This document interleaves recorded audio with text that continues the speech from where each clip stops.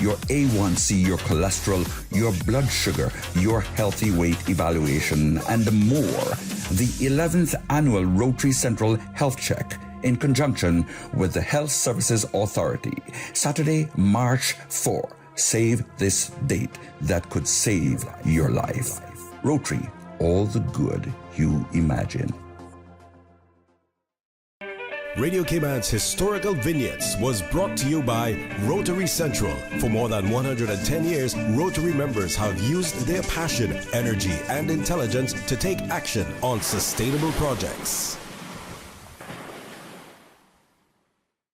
Talk Today is brought to you by Subway, open 24 hours in Countryside, Anderson Square in Georgetown, and Centennial Towers in West Bay. And by the Ministry of District Administration, Tourism and Transport. Explore your history, explore your land, explore your sister islands. MedLab in Smith Road Plaza, your complete medical laboratory solution. Call 949-7331. And Savannah Pharmacy in Countryside Shopping Village, convenient opening hours including Sundays and holidays. Oh, I think they're doing a great job. A lot of them are. Good afternoon, Dwayne. How are you? Not too bad, sir. Ladies and gentlemen, Radio Cayman's Talk Today with Sterling Dwayne Ebanks. But I do have some questions. There are more questions than answers. Radio Cayman's Talk Today. If you're ready to talk, we're willing to listen. Well, I really enjoy this program today. Cayman Islands' foremost listeners participation program. May God bless every person.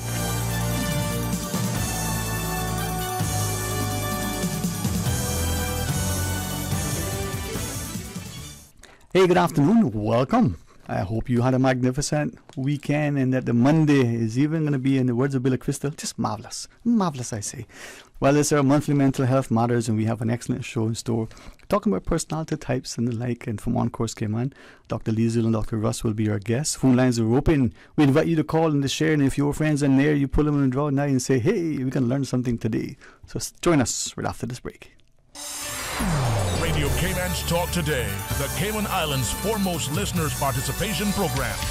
We ask our listeners to avoid statements or comments which are abusive, derogatory, malicious, or defamatory. Do not use any indecent language or make any statement which is false or misleading. Email talktoday@candw.ky or call 1-800-534-8255. Courtesy of Flow. Cayman's #1 network that connects you to your world like never before. Let your voice be heard.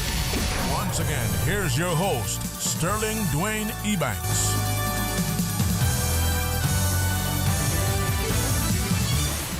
Hey, good afternoon and welcome. Thanks for joining us, and to Dr. Alexandra Borden, a special public thanks again for helping us for these last, what seems to be 1,000 years of facilitating public discussion on mental health.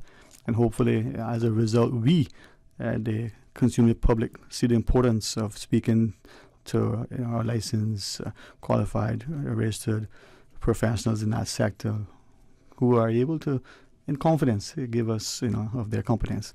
Dr. Liesel Angelo from On Course Cayman. You've been a regular guest with us. Been too long, but thank you so much for joining us. Good afternoon, Mom. Good afternoon. Thank you very much for having us. And Dr. Borden also says thank you very much for continuing the show. She's on maternity leave, had a lovely little baby, Aurora, who's now 3 weeks old. So she also sends her regards. Mm-hmm. I hope she doesn't mind me saying this. She's on maternity leave, and I have 7 wonderful, amazing sisters. They are incredibly. And to see what a woman is able to do with child in tow, I'm hopeful and prayerful that Dr. Borden will allow herself to take a break away from all of this. We got this in her honor, and enjoy those days of bonding with babe. And know that we're going to take good care of us. We hope so. We're encouraging her all the time and trying to keep her away from the office. But yes. Good for you. I mean, she called me up how many times and said, no, Mom, we're going to make sure. And I think it's important, like you, that we have this discussion that it's not just informative, but provides access to people and encourages us that seeking someone that's qualified and competent to talk to about something You don't have to have a problem. You just need someone to be able to listen, to help, to guide, nurture you. Definitely. That's a strength. That's a good thing. No, definitely. Yeah. The guidance and the nurturance in therapy should not be underplayed. Exactly. So to you and to Dr. Borden and the others, thank you very much for being available to us.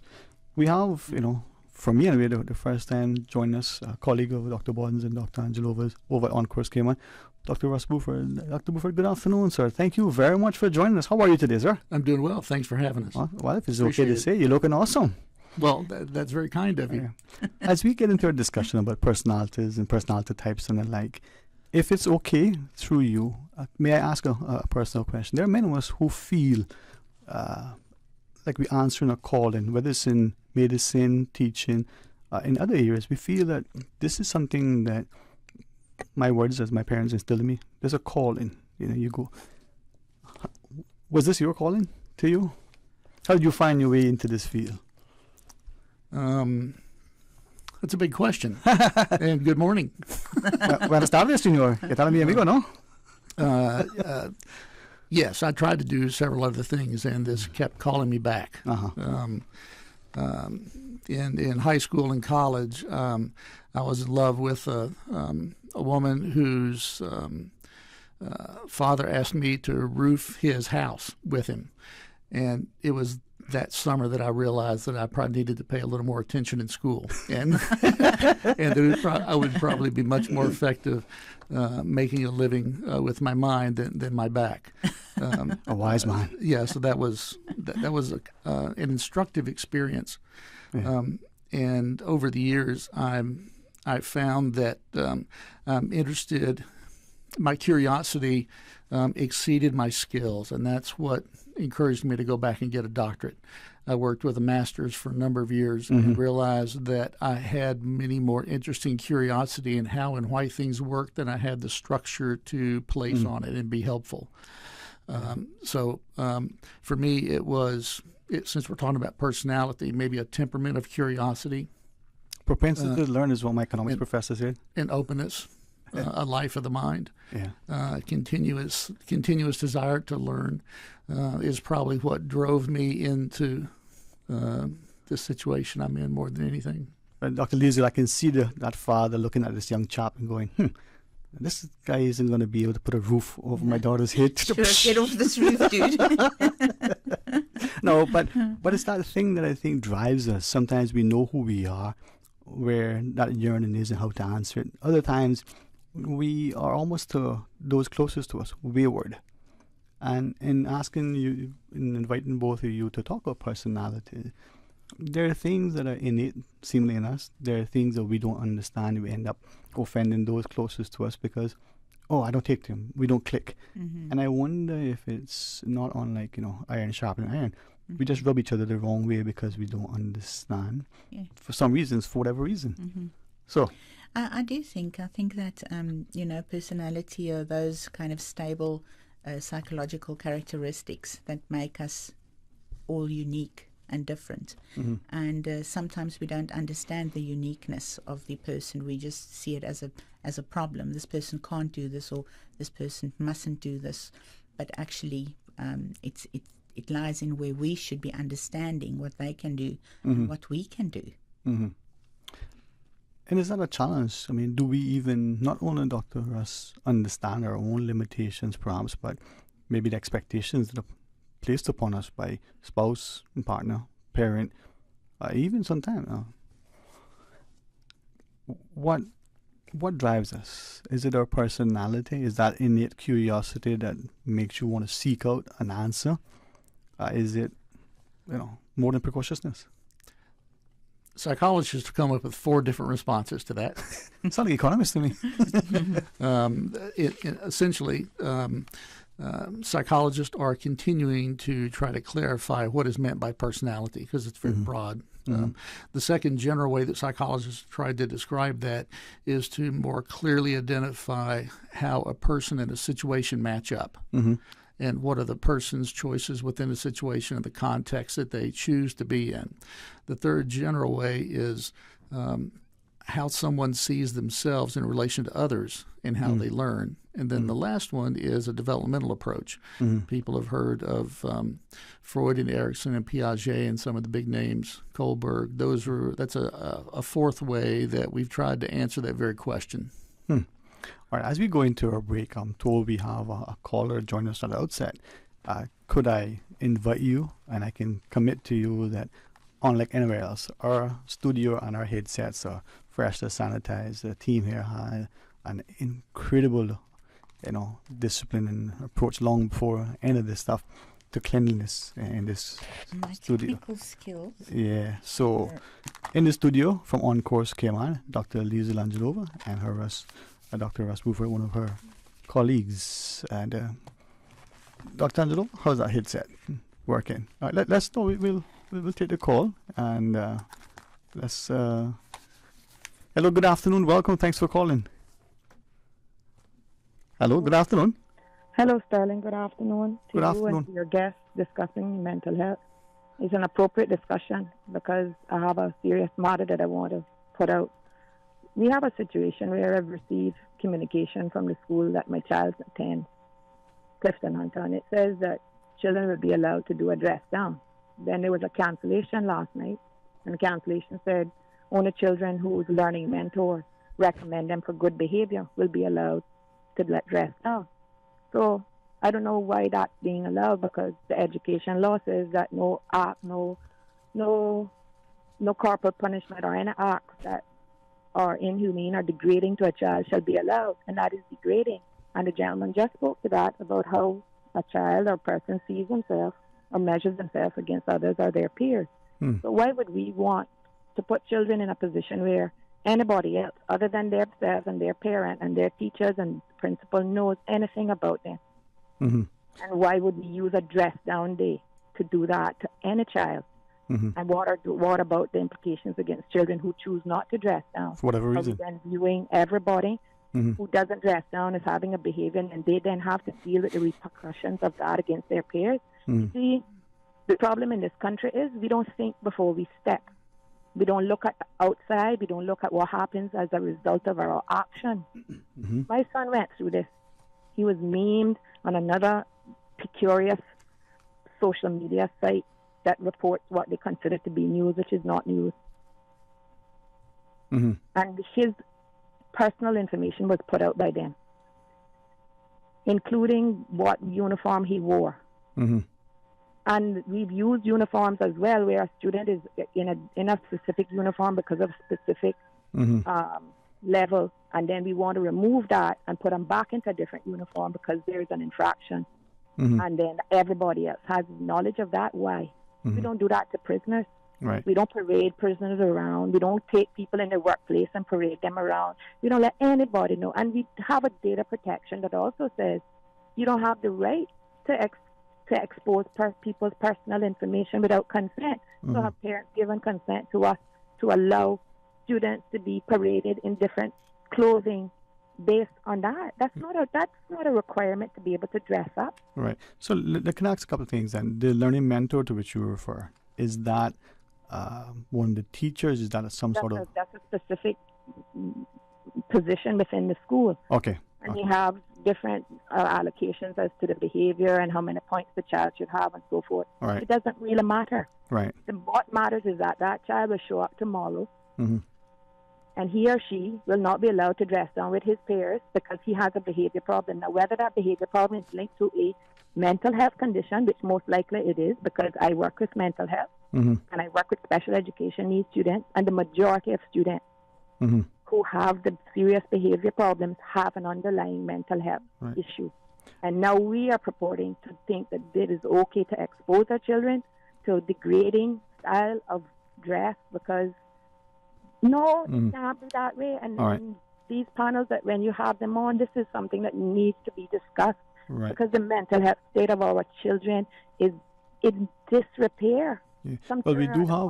Yeah, we do have those discussions, and like you said, it's one thing to talk with, another to do some act. So maybe the second thing I want to ask... I'm raising it with you today with your panel because it can be that we allow children in this country to be exposed this way, and everybody's okay with it.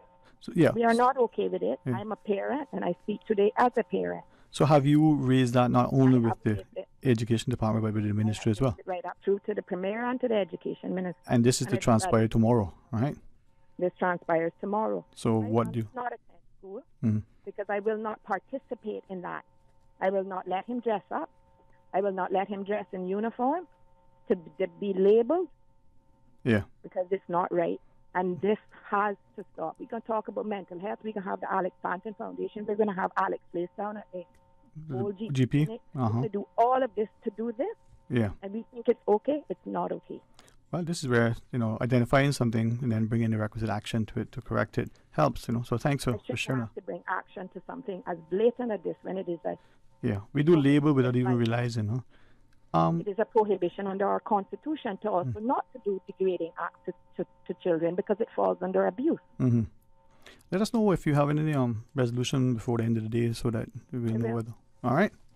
Thank you so much. Thank you too for sharing. All right. And with that, let's just pause and maybe, when we return, we'll talk about personality types and get into it with Dr. Liesel and Dr. Ross. Stay tuned for Talk Today. Valentine's Day is around the corner. Your friendly neighborhood pharmacy, Savannah Pharmacy, is here. Valentine's Day cards, gifts, and more. Don't break the bank to show your love this Valentine's Day. Whether you're shopping early or scrambling last minute, Valentine's Day made easy at Savannah Pharmacy in Countryside Shopping Village, just around the corner, with everything your family needs and convenient opening hours, including Sundays and holidays. They say variety is the spice of life. And that's why at Subway, we are introducing the new Boneless Hot Sub. Say what?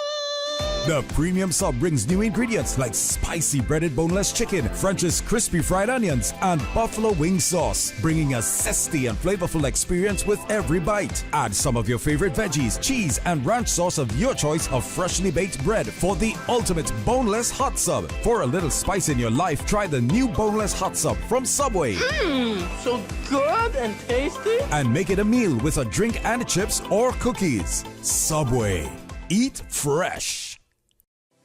Apply today to the Walker Scholarship and Legal Training Program. You will join the Walker Scholarship and Legal Training Program, knowing that you will be offered more, both throughout your time in the program and after qualifying as a Cayman Islands attorney at law. Preparing Caymanians for a career of excellence through mentorship, opportunities, repetition, and experience. Be sure to have your application submitted by 28th of February 2023. Visit the careers section at walkersglobal.com to find out more about Walker's Cayman legal scholarships, articles of clerkship, qualifying work experience, and legal internships.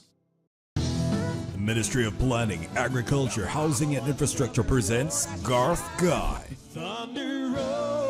A Garth Brooks and Shania Twain tribute show live from Las Vegas on Friday, February 17th at the Agriculture Fairgrounds for a free show. Gates open at 6 p.m. with DJ Flex, Impulse Band, J.R. Douglas, and Dexter Bodden. Food and drink available on site and a chance to win Cayman Airways tickets. Enjoy a night of Garth Brooks and Shania Twain hits at the Agriculture Fairgrounds. Friday, February 17th. Gates open at 6 p.m. and entry is free. Brought to you by the Ministry of Planning, Agriculture, Housing and Infrastructure, Cayman Airways, Cayman Distributors, Coca-Cola, and Radio Cayman. Tune in Monday through Friday at 7 a.m. and 10 p.m. for the Daily Sports Report, covering local, regional, and international sports. Proudly brought to you by Dr. Wayne Porter, offering a full-service dermatology and dermatological surgery practice. Call 946-9020 to book your appointment today. Talk today. But I do have some questions. Talk today. Cayman Islands' foremost listeners participation program. Talk today. Because there are more questions than answers. What the public is saying. Waiting to take your calls right now. Sterling Dwayne Ebanks.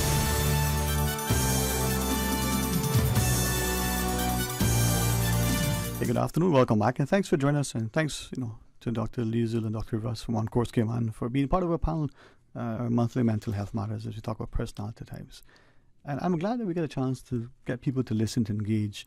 And sometimes we talk about personality types. Maybe we're not quite sure what we're speaking about or how to assess it. But Dr. Russ, from that perspective, how do we get a handle on that? And what are we speaking of specifically when we talk about it? Psychologists have been trying to answer that question for 100 years. A couple of things that are key to understand about trying to define personality is that personality typically refers to a characteristic patterns of thoughts, feelings, and behaviors. Mm-hmm. Okay? And those typically have to happen across situations, and they have to be stable across time. Mm-hmm. So in other words, what we typically see from somebody or ourselves and how we think, how we behave, and what we do in different situations, like at school or at work or with friends or with family, and then over the years. Mm-hmm. The answer to that question is typically thought of as defining personality. Mm-hmm. The endeavor to define personality has also had two main reasons, and I think this is how we can be most helpful today, is to identify that personality descriptions are there for us to understand each other better, so that we can understand someone else's perspective. We can have empathy for how they see the world. We can have an understanding of their tendencies. We can have an understanding of their interests and their values and their wants. It helps us have a starting point for communicating and building communities and having better relationships. The other way of thinking about personality within ourselves is to identify how are we getting our needs met within the world. How do we engage the world in a way that allows us to have our needs met while also contributing to others at the same time? Mm-hmm. Those two questions define what is personality. Years ago, psychologists came up with what is called the Big Five. And they looked at a number of research studies and used a statistical tool. Say that fast, huh? Yeah, I'll say that very fast. A statistical tool called factor analysis to come up with a description of 5 different distributions, 5 different continuous distributions or continuum of what personality is. And those 5 were use the acronym OCEAN, so it's always been easy to remember. OCEAN stands for openness, conscientiousness, extroversion, agreeableness, and neuroticism.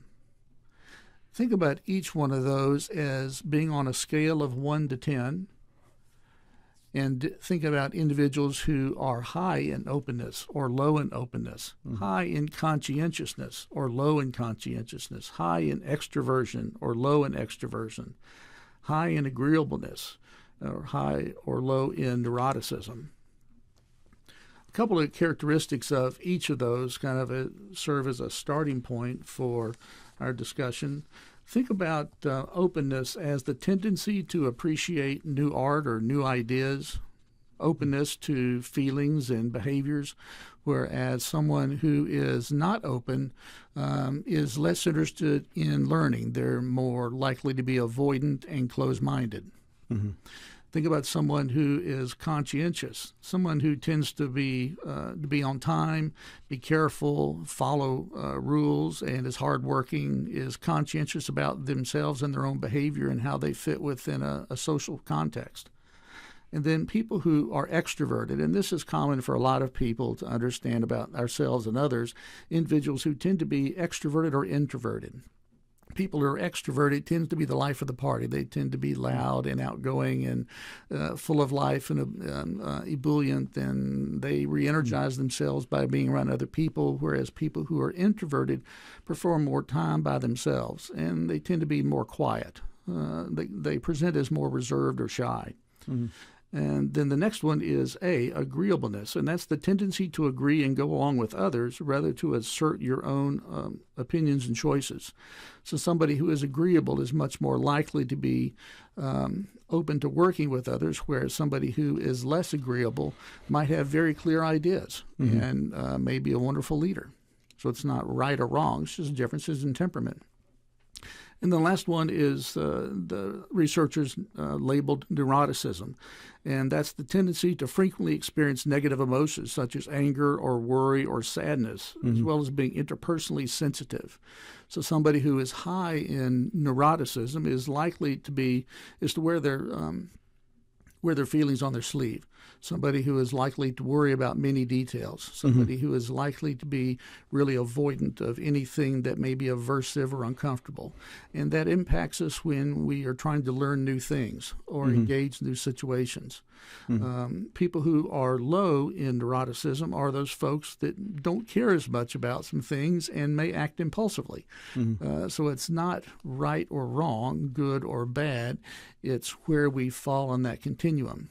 Now, these theorists came up with these notions that we all have these tendencies, and they are relatively stable over time and relatively stable across situations, though not for everybody. But it's a beginning point for not labeling someone. It's a beginning point for understanding someone else's perspective. It's a beginning point for understanding ourselves so that we can develop more what's called intrapersonal awareness, more awareness of how we operate, what are our tendencies, what are our own strengths, what are our own weaknesses. And that serves as a starting point for communicating with others more effectively and understanding others with a little finer edge. As I listen to you, that last, N in the ocean, we hear someone is neurotic. We always think of it as a negative connotation. We assign a malign, in our labeling. But yet, as part of your explanation, they wear their emotions on the sleeve. So in itself, Dr. Lisa, that's not always a bad thing. Where the person is at. Take us back to, help us to understand sometimes how we label and how we look at that acronym and see that just through that, if we have a bare understanding, we might interact with people even much more easily, but much better. Yes, I think if we have an understanding of how people think, of how people manage, how people behave in different contexts, then we'll understand the person better.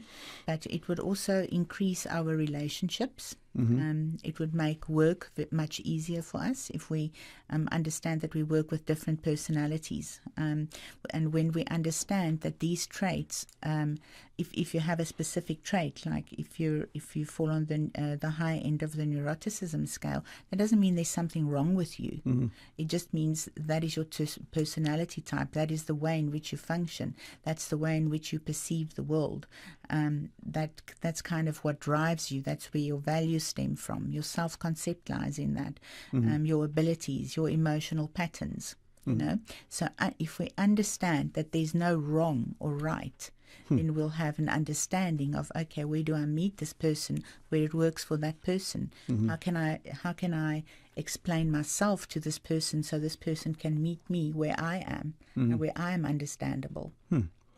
With that, then, we hear of personality types, and probably at some point, whether we took a test or anything else, we at least maybe have heard Myers-Briggs. Yes. So, two quick questions.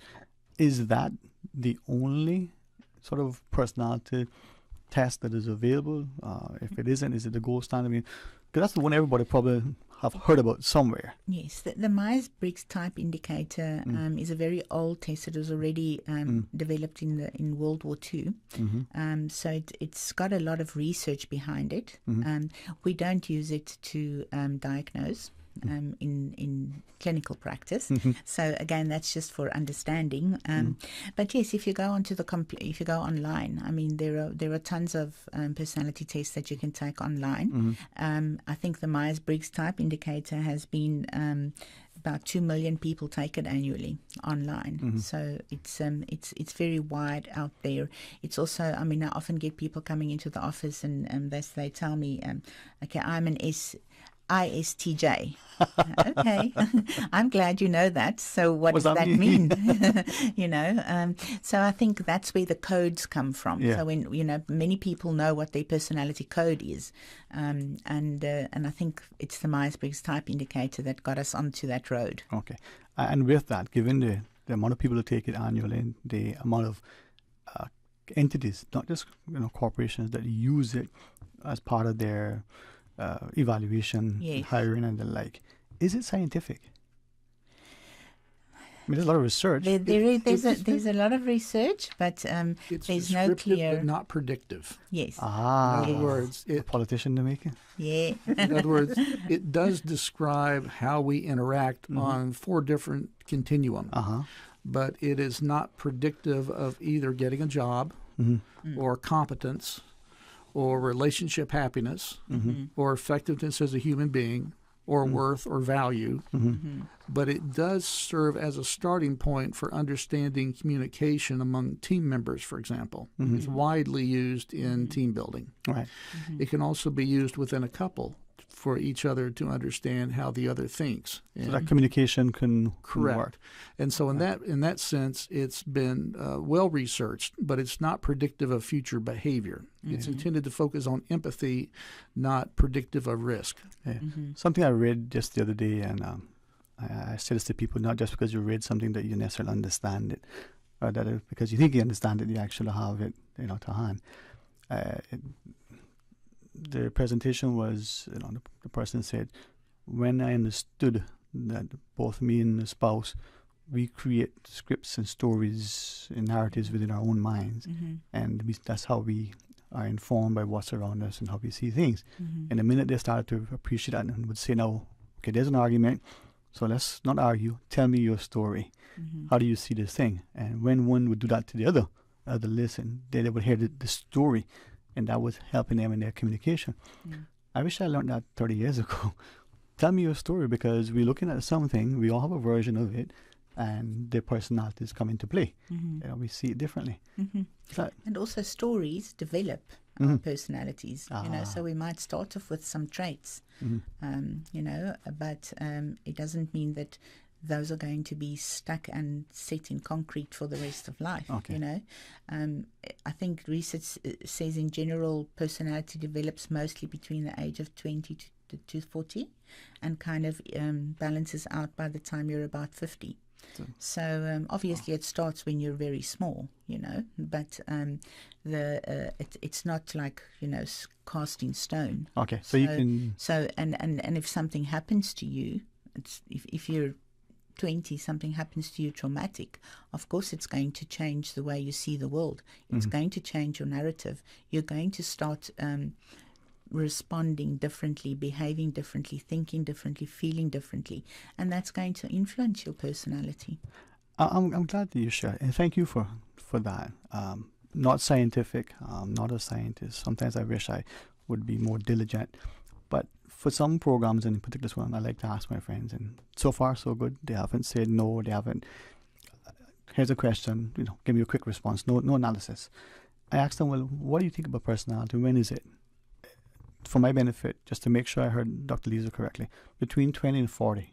20 and 40 is when we develop. Then by 50, it's kind of fixed. Yes. I asked everybody. Right? There's only 10 friends, so it's not scientific. It's not exhaustive. When do you think? And I used what I read online, so I did read that somewhere. And I gave bands, 0 to 10, 10 to 20, and so on. Everybody was on the 20, and for the majority, it would have been, on the 10 that they thought that your personality had developed. Look, it starts developing from birth. Right. When mom holds the baby and the baby feels good. Yeah. It's already starting to form its narrative, as you were saying. Yeah. And they were convinced that, by the time, you're in your teens, mid-teens, right, that you're set in stone, that's your personality. And when I said to one, okay, what if I told you I read this and this seems, they were shocked. That conversation then went to, is that why men go through a midlife crisis, at this age, and they take on this stuff? And I said, no, just at that stage where they start to get some money in free time. They can afford the car they dreamt about as a teenager.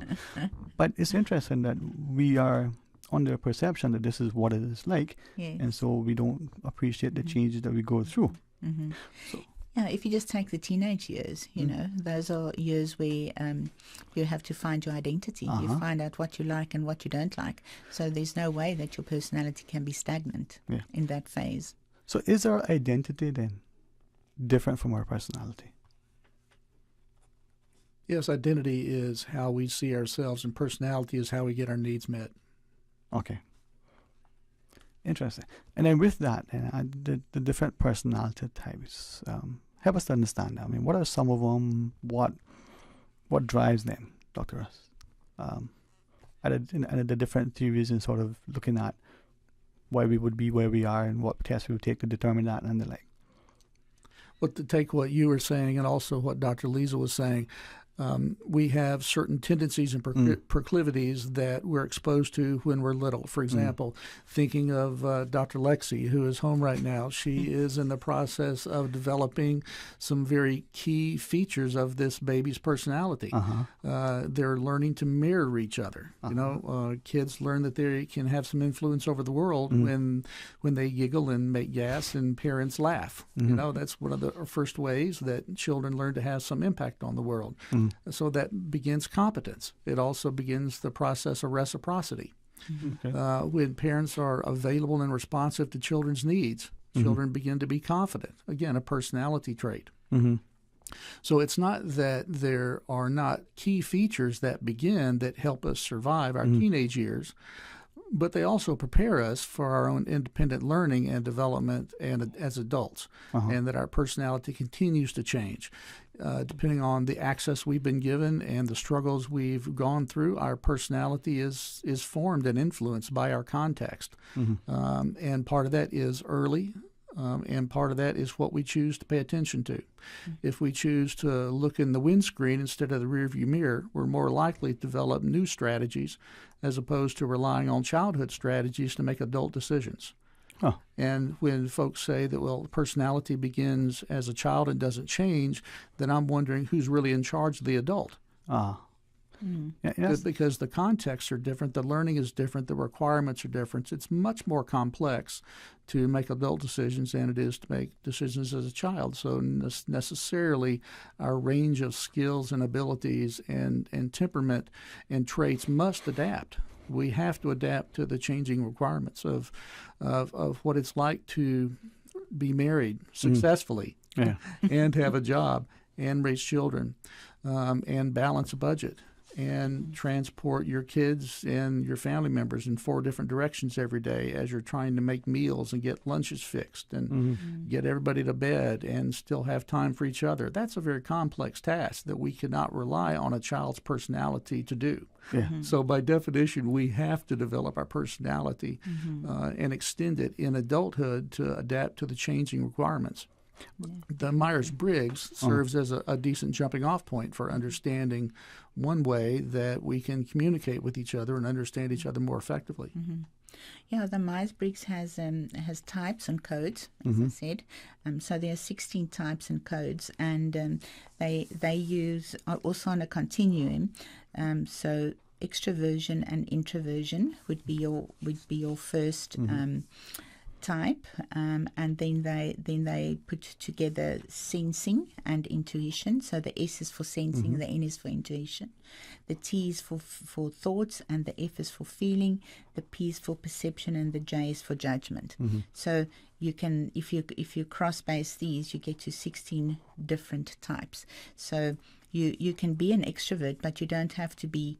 If on a scale of 1 to 5, if you're on 1, you'll be an extreme extrovert. If you're on number 5, you'll be an extreme introvert. But if you're on number 3, you could be an introvert with extrovert skills. So it's very different in terms of, it differs in terms of situations, but it's also not, again, cast in stone. There are very few people that are absolutely extrovert or absolutely introvert. We all have a little bit of everything. Then sensing is using your senses in a situation to gather information and to learn. Your intuition is having your intuition guide you. So sensing and intuition is on one scale. Then thoughts and feelings is on one scale. So if your thoughts are on a 1, then you make purely use of thoughts when you're busy making decisions, solving problems, gathering information. When you're an F and you're on an F5, means you use only feeling. But you could have kind of on this continuum, if you say if you say 3.5, then you do make use of feelings, but you're very close on the thinking side as well. So you could be using thoughts and feelings. So again, not cast in stone. Mm-hmm. And then you have perception and judgment, where perception is more situational and judgment is more kind of rigid and rules. Perception more relationship and situational. So if you're an absolute P, you will only stick to what happens in the situation. If you're an absolute J, you're going to be very rigid and judgmental, perhaps. So you can be an ENTJ. So that would be an extrovert using intuition and thought, and J as a judgment. So that's a personality type. Yeah, we should do a test online and have me test it. But all right, so after the break, can we continue some of that and maybe get people to appreciate, it's not cast in stone, but it's good to know where you are. Yes. All right, we're going to pause and take a break. Of course, the phone lines are there, but we want you to pay attention. So stay tuned for Talk Today. Valentine's Day is around the corner. Your friendly neighborhood pharmacy, Savannah Pharmacy, is here. Valentine's Day cards, gifts, and more. Don't break the bank to show your love this Valentine's Day. Whether you're shopping early or scrambling last minute, Valentine's Day made easy at Savannah Pharmacy in Countryside Shopping Village, just around the corner, with everything your family needs and convenient opening hours, including Sundays and holidays.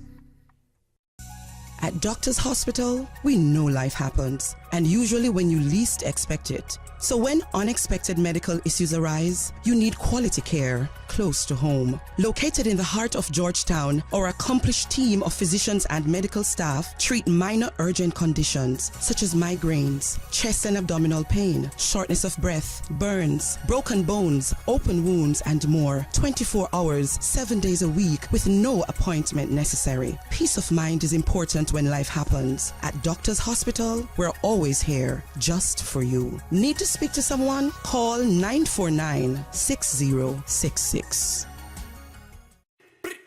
I'm coming in hot. Coming in hot for the Red Dot Sale, only at Reflections. Red Friday is one day only. This Friday, February 10th, nearly everything must go. Clearance sale on men's and women's shoes. Nike, Reebok, Adidas, Puma, Dockers, and more. Limited styles available. Get yours before they're gone. Spot the Red Dot on any tagged item and receive up to 50% off. Ladies, save up to 50% off on clothing. Just in time to find your perfect Valentine's outfit or Valentine's gift with lingerie and personal massages at 10% off. Save on dresses, blouses, pants, and find even greater savings in our clearance baskets. Men, spot the Red Dot on any tagged item and receive up to 50% off on brands like US Polo, Dockers, and 20% off on all gym apparel. Levi jeans starting at $34. There is something for everyone at Red Friday at Reflections, one day only. This Friday, February 10th, Reflections Clothing Store located on Cheddar Road beside the Mango Tree across from Kirk Napa. Open Monday through Thursday, 9 a.m. to 8 p.m. Friday and Saturday, 9 to 9 p.m. Wouldn't it have been grand if you had purchased land 30 years ago? It may not be 2020, but a perfect vision has never been more clear. Cayman Brac and Little Cayman, poised for growth with an eye on the future. Your land, your history, your future. Discover all that our sister islands have to offer. You are listening to Radio Cayman, the voice of the Cayman Islands. Today's biggest news. Radio Cayman, your voice, your choice.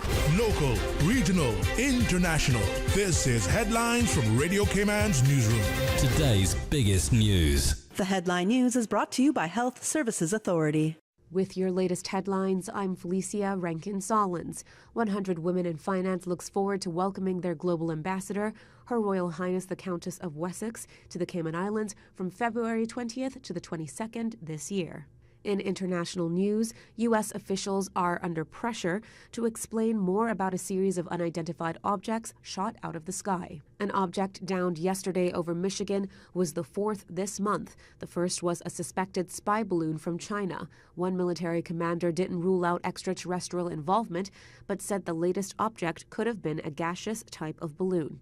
Rihanna delivered a hit-heavy halftime show at Sunday's Super Bowl, but social media went into meltdown when the singer revealed an unexpected special guest. In an interview last week, the Bayesian singer was asked if there would be any surprises during her performance at Arizona State's Farm Stadium. Naturally, fans assumed she was talking about one of the many artists she's collaborated with during her illustrious career. She was, in fact, hinting that she was pregnant with her second child. These are your headlines. I'm Felicia Rankin-Solins.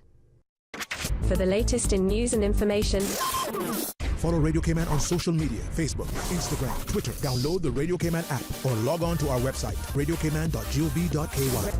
The headline news are brought to you by Health Services Authority. Health Services Authority is now offering online payment options for patients. Patients of HSA can now pay their bills, including deposits, towards scheduled services online at payments.hsa.ky. The secure, new online payment system accepts debit or credit cards and is in addition to the available payment options of cash, check, and online bank transfer. For quick, easy, and secure payment directly from your phone or computer, visit HSA's new online payment system at payments.hsa.ky. Radio Cayman is pleased to feature this special Sister Islands historical vignette brought to you by the Ministry of District Administration and Lands. Explore your history, explore your land, explore your Sister Islands.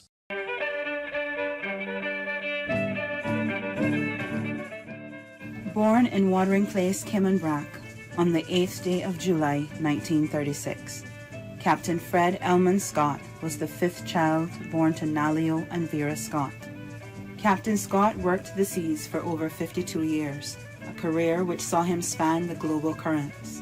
In 1953, he joined his first ship, the Beretta, a local cargo vessel, signing on as deck boy, working his way up to bosun. In 1955, he joined National Bulk Carriers, working his way up to able-bodied seaman. In 1959, he signed on the Ore Meteor to go to Marine School in New York, attaining a third mate's license. He joined the Bulk Petrel as third officer, where during one voyage he was solely responsible for using Morse lamp signaling to save a sister ship which had run aground. He continued to flourish and attained second mate, chief mate, master mariner, and radio operator licenses. In October of 1969, he took a job on oil exploration ships as a captain in Brazil. Captain Scott would later move from Brazil, where he spent the next 20 years piloting cruise ships and tankers in Grand Cayman.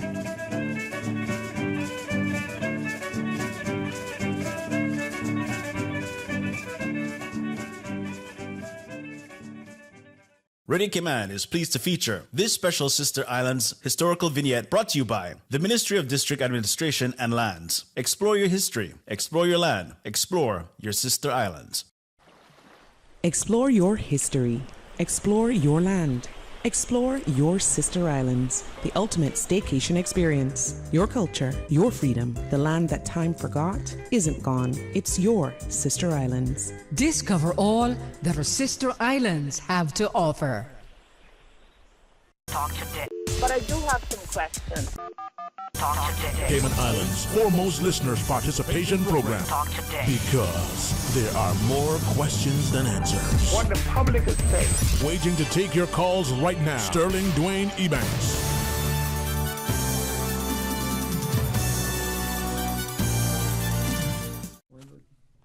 Hey, good afternoon and welcome back. Thank you all very much for joining us, and thanks to our listeners for helping us to ensure that we are of value to you. It is our monthly Mental Health Matters. Yes, it is a week late, but not a dollar short.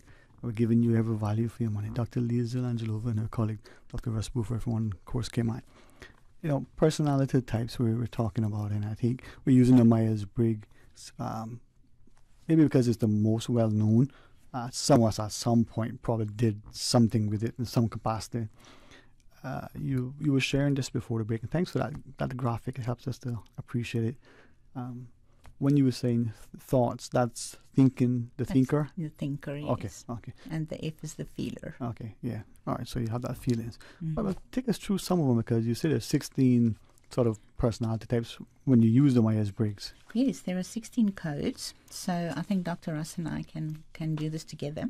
So I'll start off with the ISTJ. So that's the introvert with sensing, thinking, and judgment. And this is kind of called the inspector, because these people are very keen on detail. They're serious, very proper, formal. They have an affection towards tradition.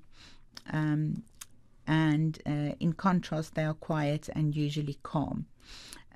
So in jobs that they would do well in would be jobs that require structure, logic, stability. Yes. They're usually very loyal to their friends and family members as well. The inspector. The inspector. All right. So that's one of the 16. Yes. Dr. Ross? The next one is the counselor, INFJ, for those of you scoring at home. INFJ. Bingo. INFJs typically are folks that appreciate introspection and refuse to take things at a surface level. They often think very divergently, and often people think of them as weird because how they see life. They remain idealistic, and they love understanding complex issues. And they're typically reserved, though are able to assert themselves as leaders because of how easily they get inspired by new ideas and learning. So they're typically thought as leaders. Is that what you said? They can be leaders because of how easily they get inspired by new learning. And the reason why I asked that emphasis, because at the beginning there's the I, the introvert. We tend to see, just generally speaking, the extrovert, that loud person who's front and center, as the leader. I often speak to clients in the practice about being an introvert, and I think the world and being on social media and everything like that, specifically the social media now, thinks that if you're an extrovert, you're okay. If you're an introvert, maybe there's something wrong with you, never learned skills, and it's actually not like that at all. Introversion is a beautiful characteristics. Introverts have very rich inner worlds, and they don't have to resort to something outside of them to fulfill them. They have these inner worlds and they can go there. Whereas extroverts, they need something from the outside. They need the validation of the crowd. Yeah. And as we go through, if it's, and I'll be guided by your expertise in this, and I don't do it often, but part of my motivation for asking you to help us facilitate this discussion is for more of us to appreciate who we are, where we are, to have a sense of identity, self-confidence, self-esteem. So I asked my 10 friends. They'd probably be accused of keeping bad company if they identified as being with me, but that aside, am I, in their minds, introvert or extrovert? And I'll tell you what they shared. If it's okay, can I just do the break, ask you, just quick perception, am I, in your mind, introvert or extrovert? I mean, I host a radio show every day. I think you're introvert because I think you're an introvert with extrovert skills. So when the situation requires of you, you can definitely connect with people. But I think you do have a rich inner world, and you don't need everything around you to fulfill you. Opposing view, Dr. Ross? No, I'll share that view. As a matter of fact, you may fall under this category of INFJ. These individuals are diplomats and have quite a rich set of skills from their own intuition, and they trust their intuition, and they trust their understanding of themselves, and that often draws other people to them because they have such an astute awareness of themselves and how they fit within larger context. So these folks are often inspired leaders, although their initial presentation is maybe a bit more quiet and reserved. They're not someone you would pick out as the life of the party. But yet they can drive discussions deep through complex processes. INFJ, I looked at your notes, the counselor. No. Yes. That's the one. Paul, before we go to the caller, do you want to weigh in? They both say introvert. What is your view? Am I an introvert or extrovert? Come on, be a part of the discussion. We poll the audience. According to what they said? No, based on Ditto. No, your personality. Can I say what I saw?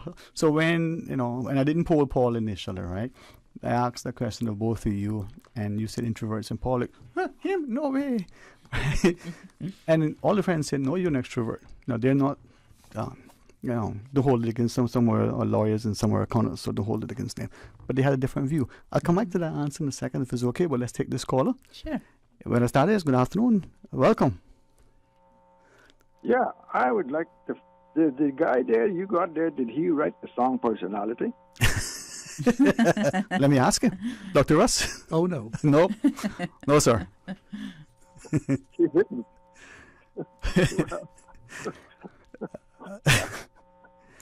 How are you, sir? I'll refrain from answering your question to Paul. I know. I didn't call you just specifically for that. But doesn't a lot of the traits that you ascribe to various personalities, don't they all overlap, a majority of them, and also interlock? The short answer is yes. Mm-hmm. Absolutely yes, across context and across requirements. For example, if I saw our esteemed host in a social situation outside, say at the beach or playing football, I might see him very differently. In this context, his skills certainly interlock with being more extroverted, as you point out. So yes, they definitely vary and change based on the situation. And your question is excellent because it points out one of the limitations of being stuck on labels that often are associated with personality. And that's we really paint ourselves into a corner when we get stuck rigidly on labels or these letters. It's intended to help us have more empathy for ourselves and others. That's an excellent question. Aren't there also, I would think, multiple combinations, different combinations of all those various traits?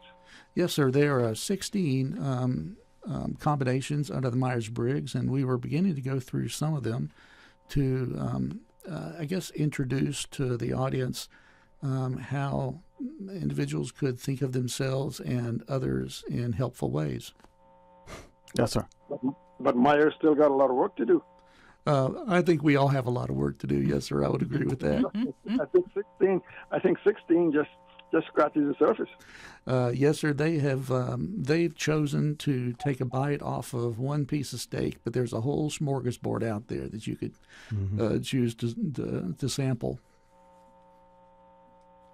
All right. All right. Thanks, Rob.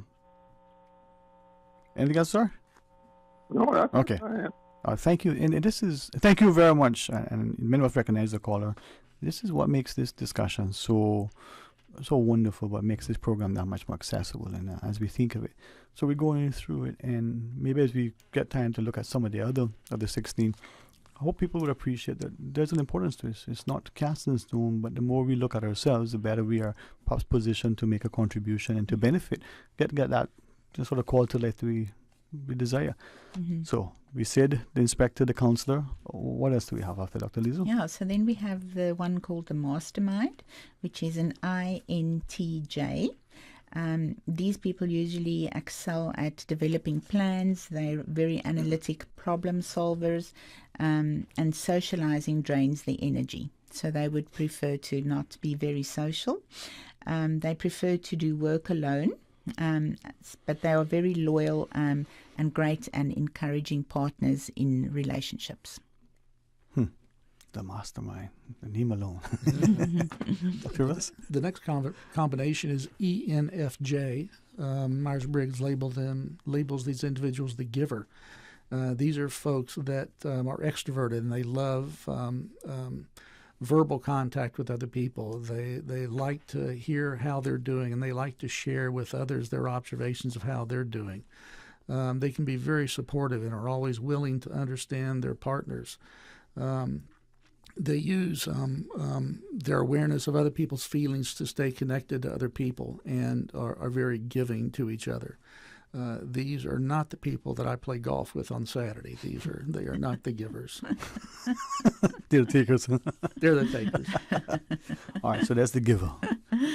Okay, and then we have the ISTP, which is the craftsman, and these are our technical experts, and they are usually quite mysterious, rational, and they have very high logic. Logic is very important to them. They are also quite expert at hiding their true nature. So jobs that they would thrive in would require technical expertise and physical activity. The next combination is ESFJ, called the provider. And these are folks who are extroverted, and they are also very decisive, and they make decisions typically on their gut feelings. They will do really well in jobs or relationships that require equal attention to both processes and interpersonal skills. Anybody who has been in management has to both keep a system alive as well as multiple combinations of personalities at the same time. And these are individuals who are typically thrive in that sort of setting. They like a combination of structure and stability and interaction. So precedents do well for them. Yes. Yeah. Okay. Yeah. The provider. Okay, and then we have the INFP, which is the idealist, and this personality type, people that are INFPs, are very reserved and introverted. They like to spend time by themselves and in quiet places. They love analyzing signs and symbols and using them, so they want to know what's happening around them. They thrive in jobs that require vision and alignment with their goals and interests. And in relationships and friendships, they take a lot of time to select their friends and to select their partners. And they also require quite a bit of compromise. Really so these are not your people's people. Dr. Russ. The performer is the next combination, ESFP. And these are folks, as the name might not surprise you, these are folks who really enjoy being entertaining. These are folks that thrive in the spotlight. And I might see you in this context if we were in another setting. You never know, huh? Yeah. Up to own the space. Yeah. Their dominant cognitive function is extroverted sensing, which means that they tend to stick to facts instead of abstract ideas, and they interact with large groups of individuals all at one time, and they thrive in work situations where they can be spontaneous, move around, and do a variety of different tasks all at once. These are also individuals who, because they prefer facts and structure, these are individuals who will prioritize their family and loved ones over anything. But they don't want too much structure within those relationships. They want to focus on the relationships themselves, not the rules and the structure within the relationships. But these are individuals who are highly loyal to their family. Okay, and then we have the ENFP, which are the champions. These are very free-spirited, highly individualistic people. They refuse to be put in a box or to live in a box. They strive to create on their own methods and their own way of doing. They're highly perceptive and thoughtful. And they're always expressive and shares affection openly in relationships. And the jobs that drive them demand creativity and imaginative solutions. So they're more like the artistic kind of individualistic So artists. types. Okay. Mm-hmm. The next combination is ESTP. These individuals are described as the doer. They're action-oriented. They're outcome-oriented. They thrive in careers that require mechanical skills and flexibility and also unpredictability. So they will do well in a fast-paced working environment where they have to have multiple competing mechanical processes happening continuously. In relationships, they can be pretty adventurous and prefer activities with their loved ones. They're much more likely to be active in doing and going instead of watching a movie on a Saturday afternoon. So these are individuals who will struggle watching football. They'd much rather be playing. Yeah. Playing, yeah. Rock climbing and cycling and outdoors and, okay. Yeah. All right. The doer. The doer. Then we have the ESTJ, which is the supervisor. So these people are organized and governed by what is right and socially acceptable. They always want to do right and do good. And they're usually in managerial positions. So they work in management positions where they can oversee operations and input structure into the work. In their relationships as well, they like routine, but they're very dependable, and their loved ones can count on them for anything. ENTJ is the next one. It's often called the commander. My sister is an ENTJ. She was also a second grade teacher for a number of years, and she did very well at very calmly requiring respect and appreciation for structure within her classroom. They see obstacles as challenges, and they make them very deliberate and clear about orders and judgments and structure and maintaining a flow and a process. They also thrive in jobs that are highly complex and require clear strategies for goals. So those individuals who focus on outcomes and want to know what is the next step and what is the structure and how are we going to do these and what time is it, are individuals who typically have these characteristics. Okay, and then we have the thinkers, who are the INTPs. They see patterns in everything, and they're very unconventional. They have brilliant ideas and propositions, and they're concerned with finding an environment where their creative genius can be harnessed. So for work environments, they're focused on flexible and independent work styles. And in their relationships, they are highly unconventional and autonomous. So if you want to be in a relationship with this person, you've got to be able to have your own very strong identity and not be dependent on them. And they would match well with somebody who is ISFJ, the nurturer. Yeah. These folks are individuals who are generous and ever ready to give back to other people. And their main approach to the world is introverted sensing. In other words, they tend to be very feeling-oriented, and they're very aware of when they have any change in their somatic functioning. In other words, they're very aware if they have tension in their shoulders or a tension in their jaw or gastrointestinal distress. And they will tend to make everyone else aware that they're experiencing that. And the upside of that is that they're very attentive to all their loved ones. Mm-hmm. The nurturer. Okay, and then we have the visionary, and this is the ENTP type. And this is a very rare type. These are extroverts, but they don't like to do small talk. They're very logical and rational, and they are knowledgeable, but they need constant stimulation, usually very intelligent.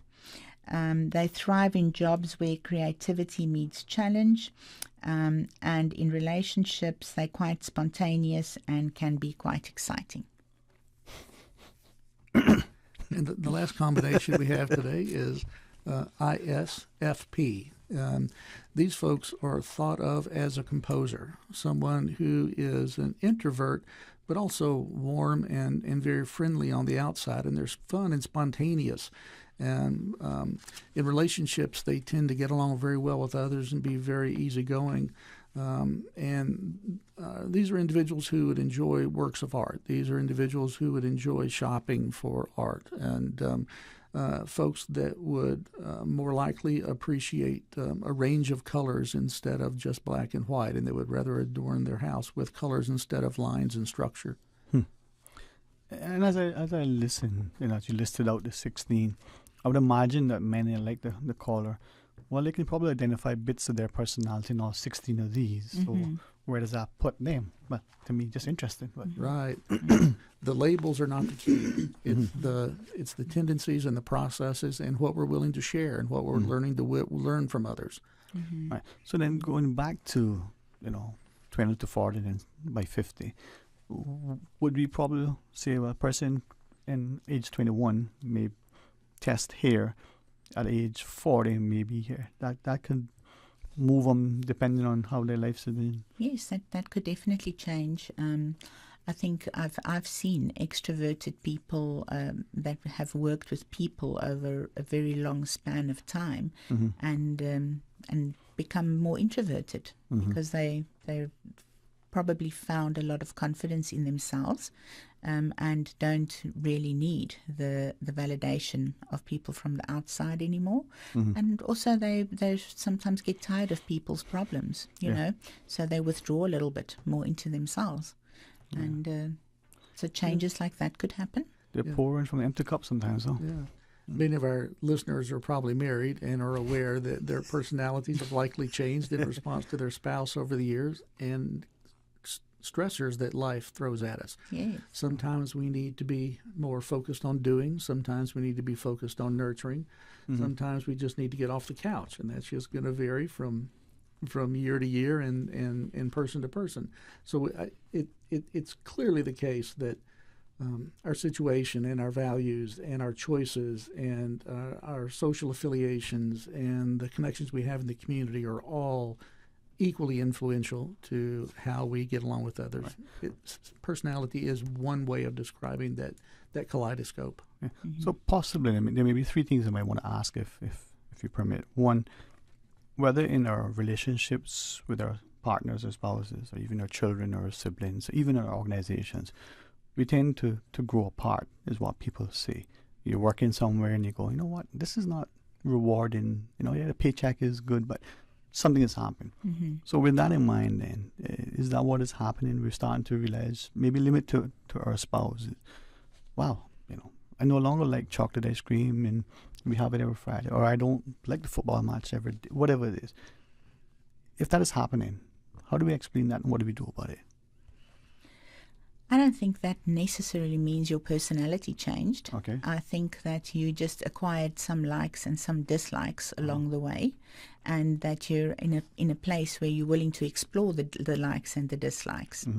I also think that as life changes, like before we have children, after we have children, we learn so much about ourselves. And so our preferences in terms of what we want to do and what we don't want to do anymore changes. Our narratives change. So I don't think that that's necessarily a personality change. I think it just comes with possible age and learning and unlearning. I heard it said one time that women marry a man hoping to change them, and men marry a woman hoping they'll never change.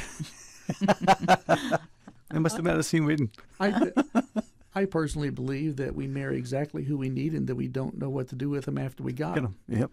And so within that context, to answer your question, it takes a commitment to grow together. And that's not as much personality as is a commitment to be flexible and walk hand in hand on the path instead of expecting your needs to be met by someone else. Like anything, it takes work. If you want to be good at your job, or if it's a sport you want to develop a skill, you got to put in the time and the effort. And it's about service and sacrifice, I think. Recognizing that we are individuals. And it's a word that I hear that I don't necessarily know that I like, compromise, because of the negative connotation. But it requires resolve, perhaps. Yeah, resolve, and let's meet each other in the middle. You know, I don't particularly like chocolate ice cream, but because you like it, I might have like a toned down version of it, you know. Or we go for ice cream, but I'll have vanilla. Exactly. You enjoy your chocolate, and I enjoy you watching you enjoy your chocolate. Maybe we can buy Neapolitan. Neapolitan? Yeah, but the strawberry gets in the middle. No. I'm with her. Let's buy different versions of chocolate. And then the other thing, what's the benefit? Because one of our listeners, and I'll give the information a bit, says, good afternoon, says, you know, where are these people situated? Can I get a copy of their program? It's very interesting. So I think people are inspired. I'll ask that in a second. But what's the benefit, if any, of knowing your personality type, taking a personality test? I think if you understand yourself, you can position yourself in the world in a better way. You can make better choices in terms of what you can live with and what you can't. What are your negotiables? What are your non-negotiables? I also think if you understand yourself, you can better explain who you are to the people who you are with, whether it's in a work environment or a relationship. And that just helps the whole dynamic of the relationship, whether it's a team at work or at home. Mhm. So the dynamic that causes, because it's never one person here and one person there. It's what happens when you put the people together that causes the dynamics. And that's what you have to decide, whether you can live with this dynamic or not. Yeah. So, yes, that's my answer. I think, the best football team is necessarily, the one that will win if they don't know how to gel and play together. So as we speak to Dr. Liesel and Dr. Russell on Course Cayman, for those who may, want to do a personality, is this something you offer at your practice? And how would they go about it? I want to know if I'm on INTJ or whatever. Can they go to On Course and get a test? They can do it online themselves. They can do it online, and if they want to discuss it, they're absolutely welcome to make an appointment with On Course, at On Course. So there's online stuff? There are definitely online tests that you can do, but if you want to have a psychological opinion on it, you're more than welcome to make an appointment. I'll be guided by you in this because it's only me. I've got friends who know stuff, so I talk to them because they know the stuff.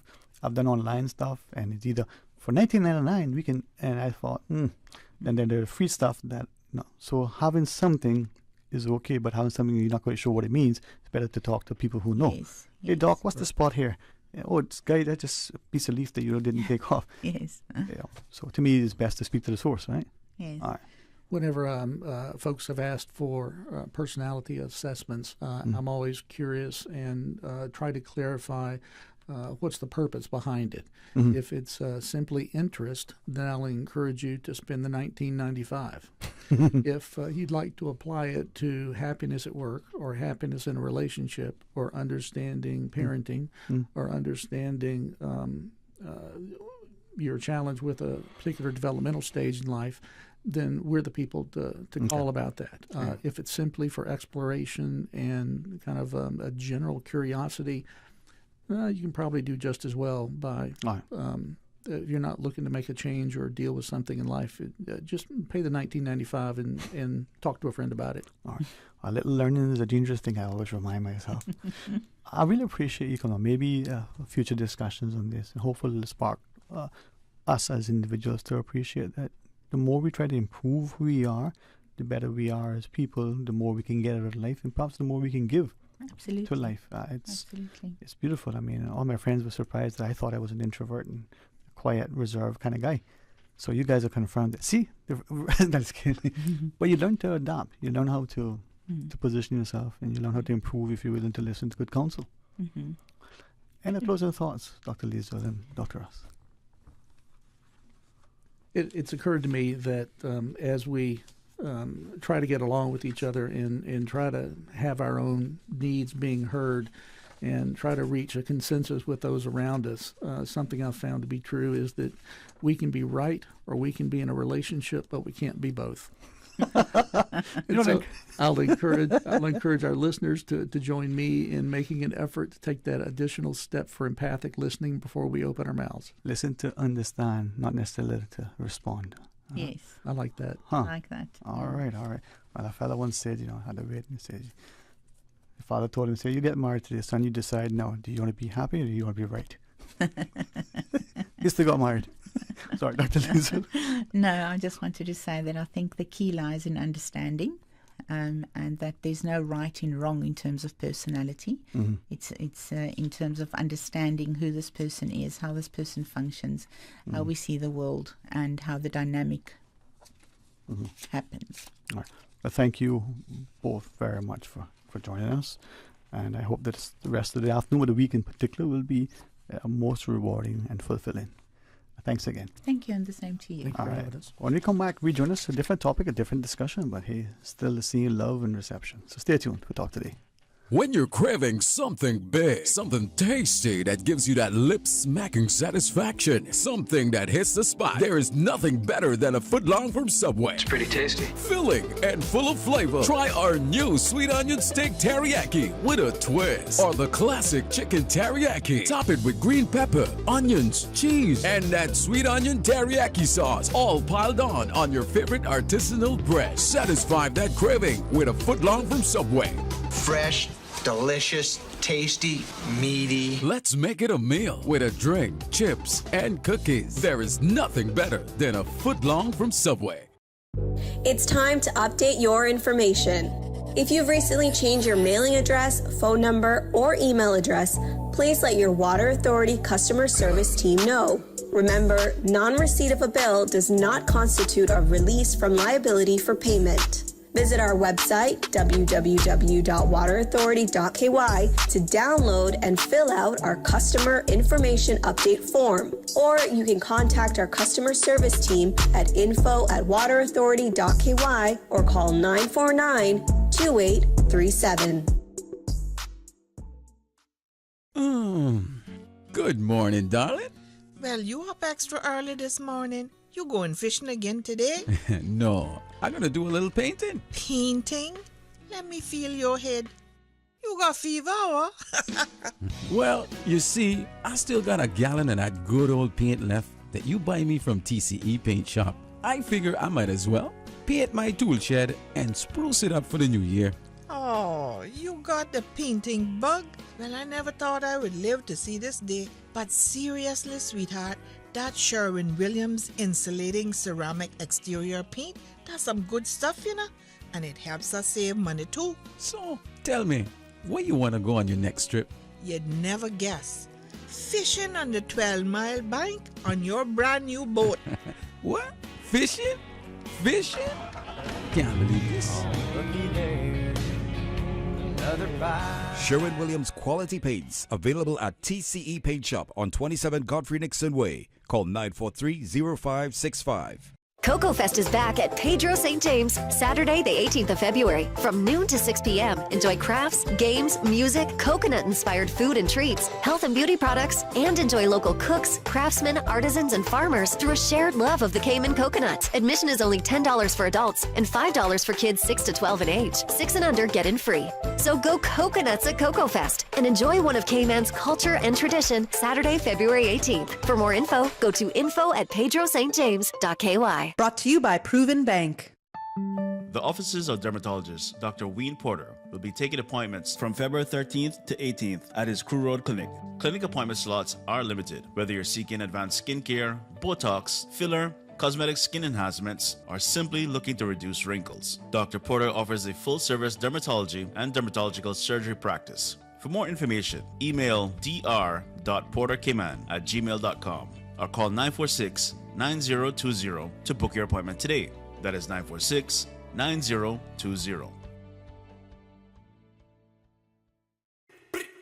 Coming in hot. Coming in hot for the Red Dot Sale, only at Reflections. Clearance sale on men's and women's shoes. Nike, Reebok, Adidas, Puma, Dockers, and more. Limited styles available. Get yours before they're gone. Spot the Red Dot on any tagged item and receive up to 50% off. Ladies, save up to 50% off on clothing. Just in time to find your perfect Valentine's outfit or Valentine's gift with lingerie and personal massages at 10% off. Save on dresses, blouses, pants, and find even greater savings in our clearance baskets. Men, spot the Red Dot on any tagged item and receive up to 50% off on brands like US Polo, Dockers, and 20% off on all gym apparel. Levi jeans starting at $34. There is something for everyone. Reflections Clothing Store located on Cheddar Road beside the Mango Tree across from Kirk Napa. Open Monday through Thursday, 9 a.m. to 8 p.m. Friday and Saturday, 9 to 9 p.m. Add another 10% off at the Red Dot Sale this week only at Reflections. Sale ends Saturday, February 18th. When we can't find the words to express ourselves, the right greeting card does just that for us. This Valentine's Day, greet people with love through our wide selection of Hallmark cards and more at ValueMed Pharmacy. More than a pharmacy, ValueMed has thoughtful gift ideas to help celebrate the love you share with family, friends, and heartstrings. From designer perfumes and colognes, bath spa sets and grooming kits, to chocolates and specially curated Valentine's gift baskets, ValueMed Pharmacy has gift ideas and greeting cards to help connect and share with your loved ones, with free gift wrapping offered for any in-store purchases. Visit ValueMed Pharmacy on Walkers Road and Boddentown. Talk today. But I do have some questions. Talk today. Cayman Islands' foremost listeners participation program. Talk today. Because there are more questions than answers. What the public is saying. Waiting to take your calls right now. Sterling Dwayne Ebanks.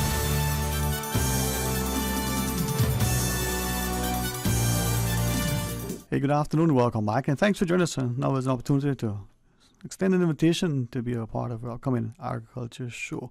President of the Agriculture Society, George Smith. Thanks for joining us, Lulu. I was trying to look at the calendar to think this is 2023. How many years the agriculture show has been going on? 54. 54 years. Yeah, but I mean, yeah, this would be 54 shows that they actually had. But I was told that, they had, I guess, 2 other shows that they didn't really count, but the test runs. Yes. So definitely this would be 54. And the reason I ask that, we know what we've experienced in the last few years, and things for some have been put on pause, some have just been inexplicably changed, never ever to return to be the same. But it's been consistent every Ash Wednesday, and speaking to a lady, says you remember as a young,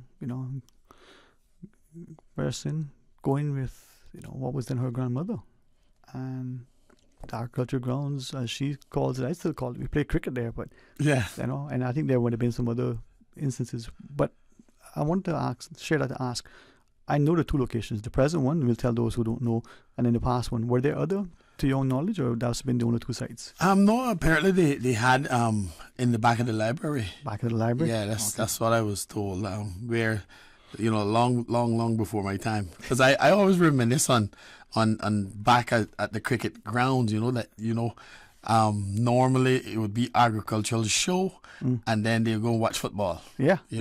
Afterwards, right? So that was the whole island basically going agriculture grounds. Right? Yeah, that's what it was. Yeah, definitely. And she was saying how it was interesting because having that mix where the family spends time here and not very different from parts of Florida where they sort of spent time as well.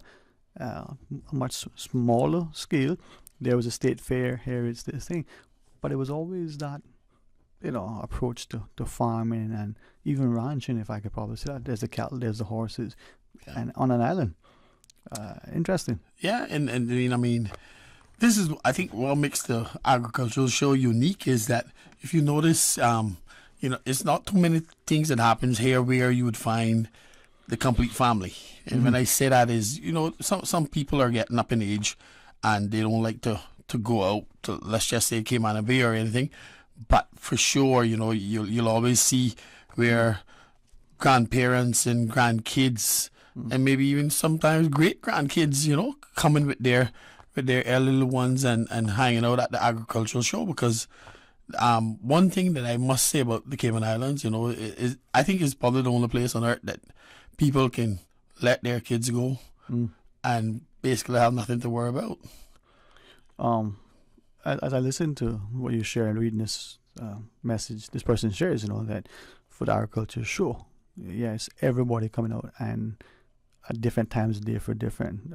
This person says, she always goes early for her plants. I want us to talk about that. Will there be plants? So I'm just responding. Okay. And then those who come a little bit later on, when lunch is going to be served. Yeah. Everybody comes at different times because it's when they come. Yeah.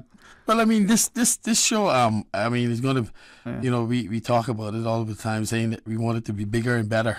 And, obviously we have a new minister, and, I got to give him kudos for his support. And, you know, the show this year is, I think personally, is going to be definitely bigger. And when I say that is that, you know, we have went beyond. You know, this year we will have the National Circus of Cuba will be there. We will have the Chicago acrobatic team there again. We'll have a slew of dancers and performers. More things for kids to do also. So definitely it's not going to be, you know, we were looking at it and we were like, we got to try to work it in a way that find the time to put all of these things in, you know, to make sure. So it's like, it's going to be a constant, you know, surprise. Yeah.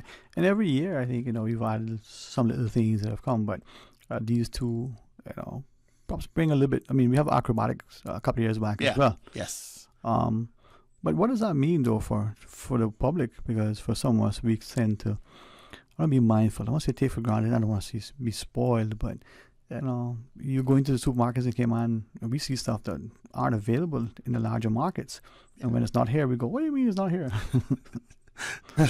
Yeah, I mean, you know, we as farmers sit down and you know, when you're looking at things, let's just look at, for example, who would have ever thought that eggs would have been $8 a dozen, you know, $8+. So, you know, the show is basically to showcase what the farmers and backyard farmers, also commercial farmers, have done in the Cayman Islands, have produced, and what we are capable of doing. Yeah. Right. So and there's also a place that you'd gather that, you know, you'll see people that you probably never saw, because everybody's so busy trying to make ends meet. Right.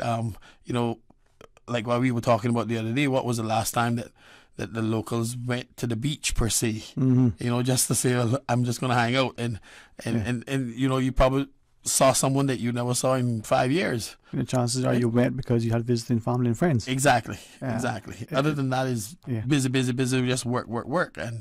And that's why the show is so important, I think, to the Cayman Islands, is where it's an opportunity for, you know, people to also mingle too, you know. But this is where, like, in that part, and I want to talk about it in relation to food security, but if you take the beach sort of example, for those of us who consciously go back, for instance, or go to the beach, probably friends, family, co-workers will look at you like, well, you don't have better to do, all right? But no, that is the best thing you do, because it gives you a way to be grounded and to be mindful. Absolutely. To be reminded of what it's like. So you, like my brother Dwight, have talked about food security and the eggs. Could I ask a question?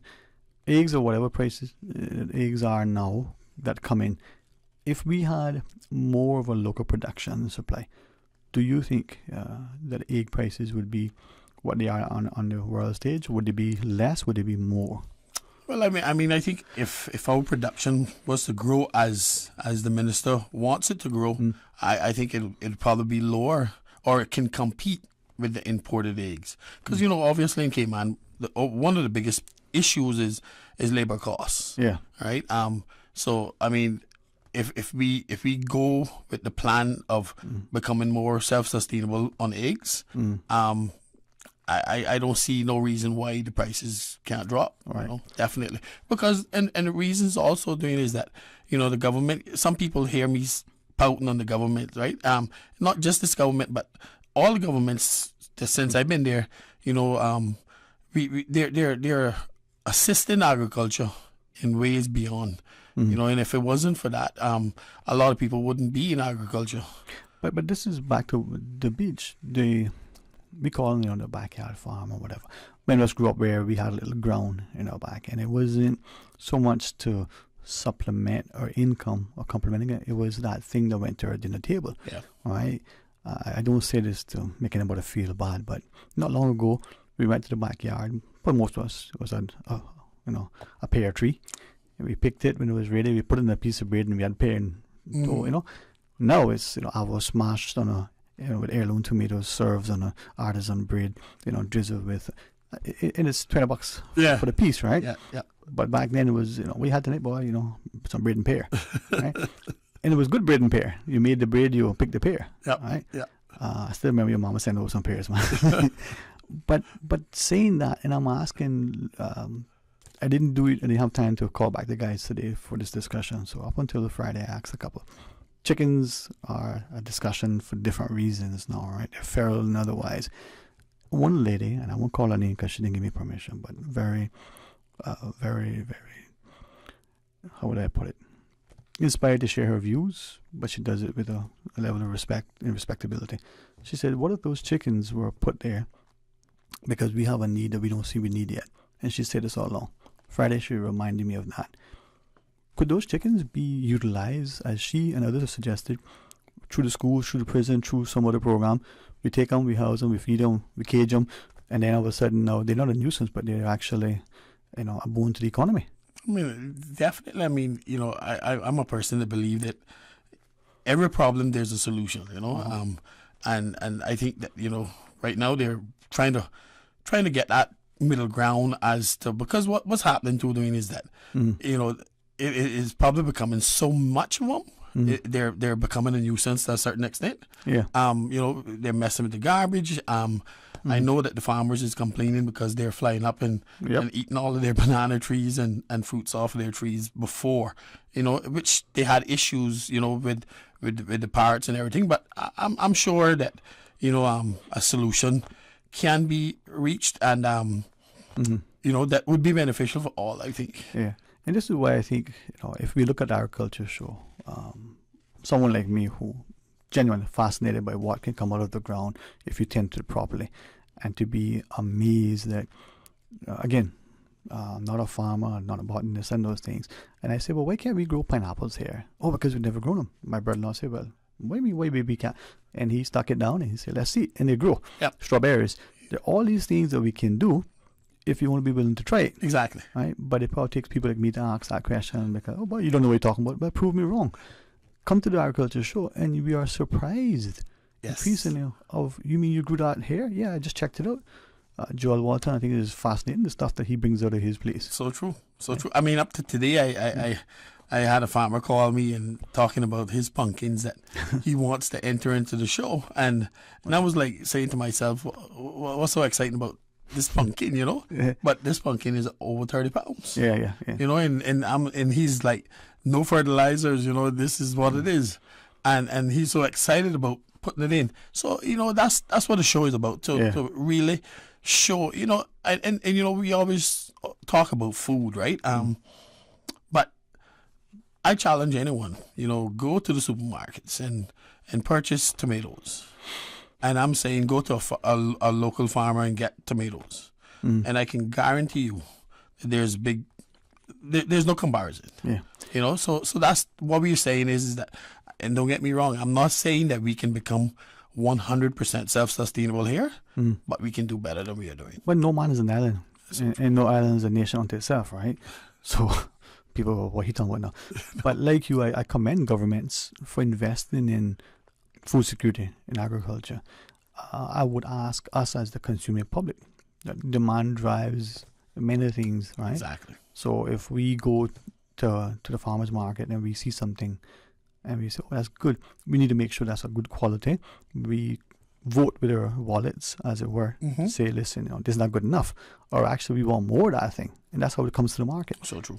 Can I then ask that, when our local farmers, they're bringing something from the ground to the table for us to purchase through the supermarket otherwise, there's a lot of talk about, pesticides and the healthiness of it and all that stuff.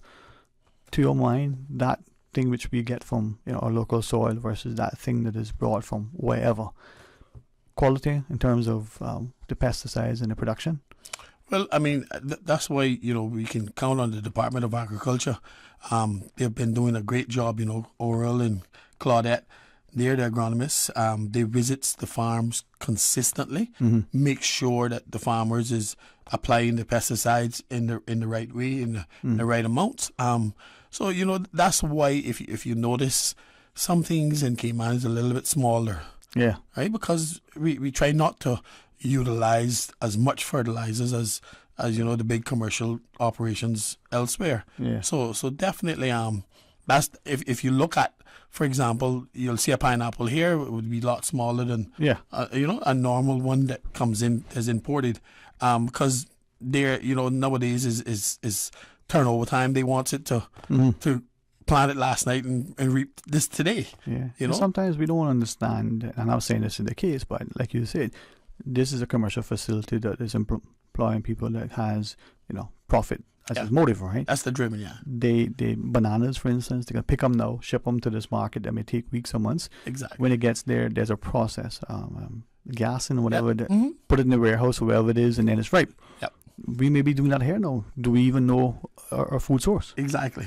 Exactly, and that's why we encourage people to support your local. Yeah.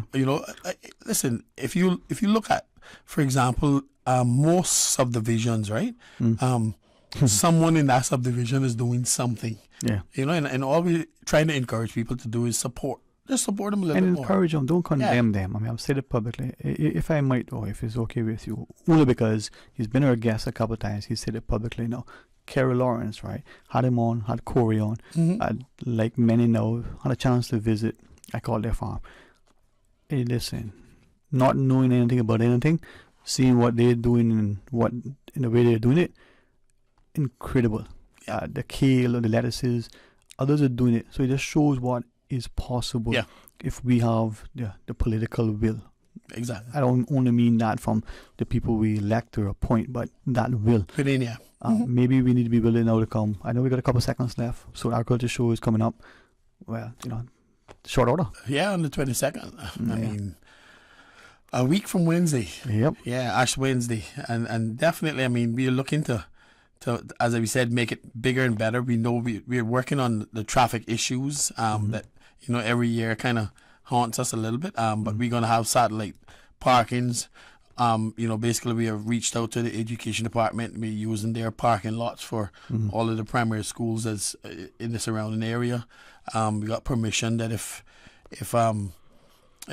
the weather is good, the cruise ships don't come into spots, we can utilize spots and how buses there busing people to the show.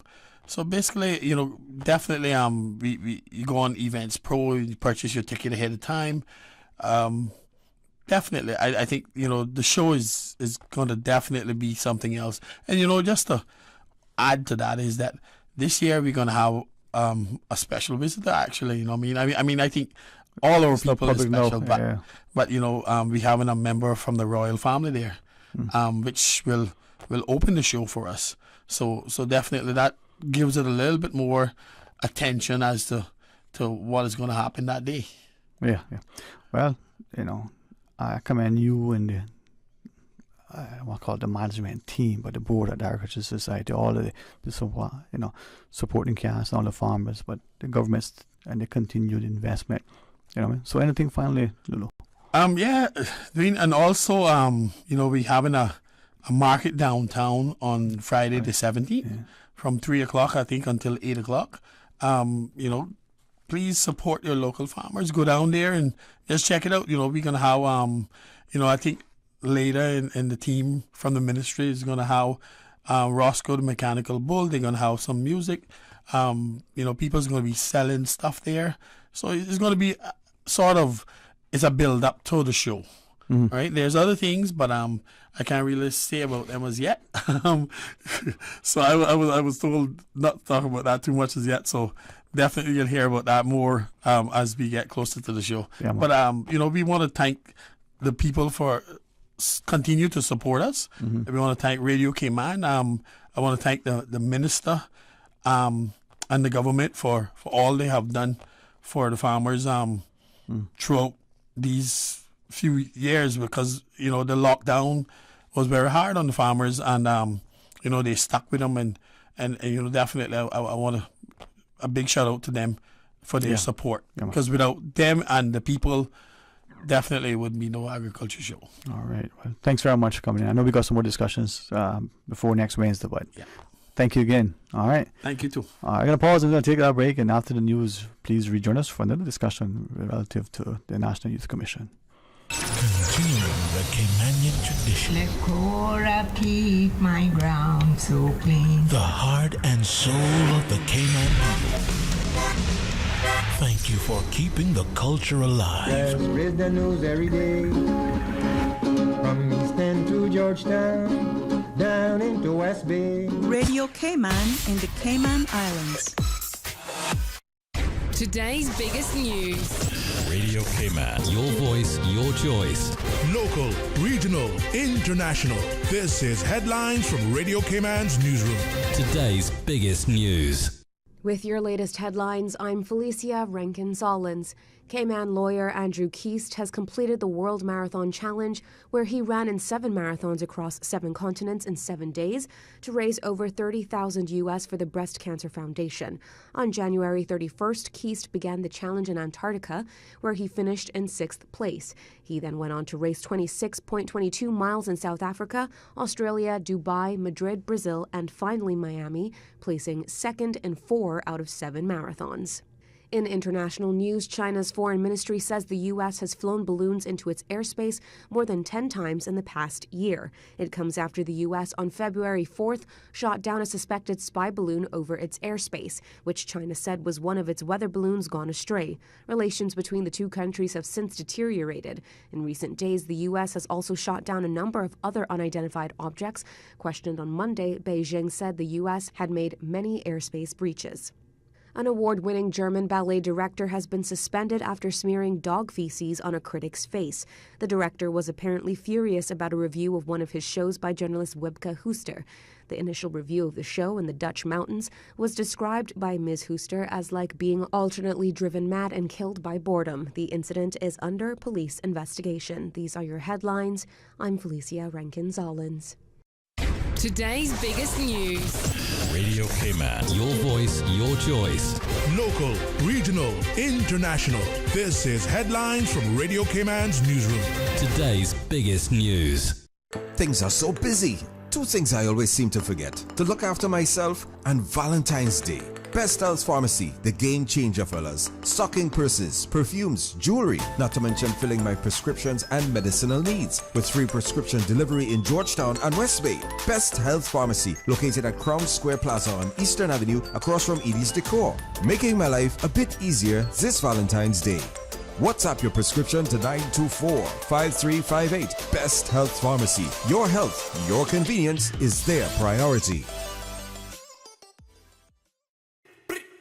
Coming in hot for the Red Dot Sale, only at Reflections. Clearance sale on men's and women's shoes. Nike, Reebok, Adidas, Puma, Dockers, and more. Limited styles available. Get yours before they're gone. Spot the Red Dot on any tagged item and receive up to 50% off. Ladies, save up to 50% off on clothing, just in time to find your perfect Valentine's outfit or Valentine's gift with lingerie and personal massages at 10% off. Save on dresses, blouses, pants, and find even greater savings in our clearance baskets. Men, spot the Red Dot on any tagged item and receive up to 50% off on brands like US Polo, Dockers, and 20% off on all gym apparel. Levi jeans starting at $34. There is something for everyone. Reflections Clothing Store located on Cheddar Road beside the Mango Tree across from Kirk Napa. Open Monday to Thursday, 9 a.m. to 8 p.m. Friday and Saturday, 9 to 9 p.m. Add another 10% off at the Red Dot Sale this week only at Reflections. Sale ends Saturday, February 18th.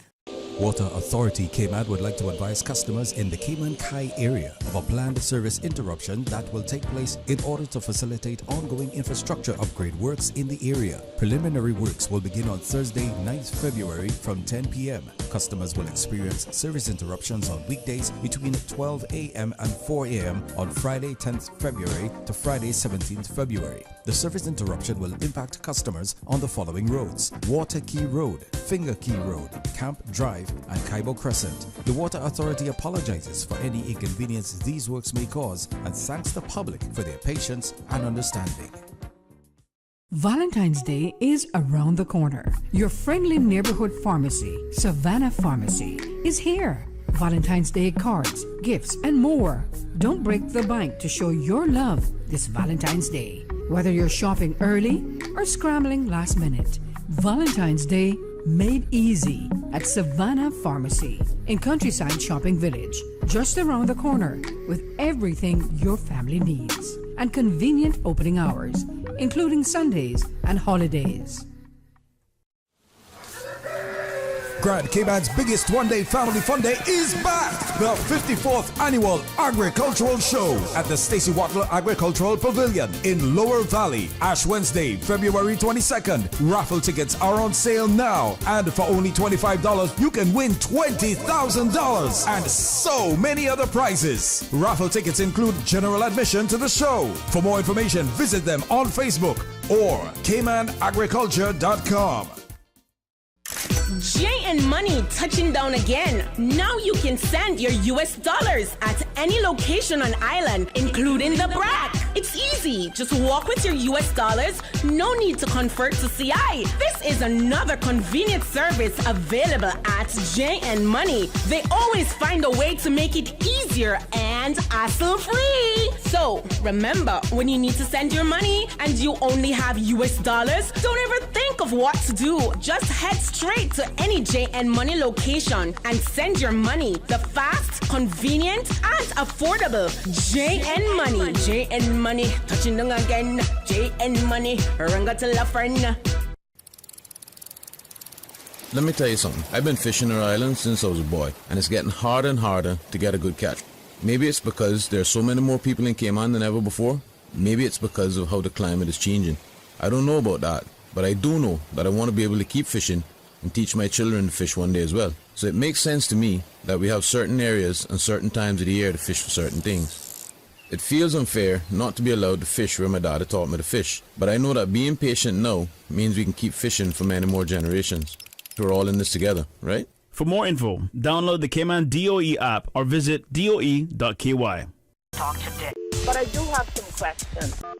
Talk today. Cayman Islands' foremost listeners participation program. Talk today. Because there are more questions than answers. What the public is saying. Waiting to take your calls right now. Sterling Dwayne Ebanks.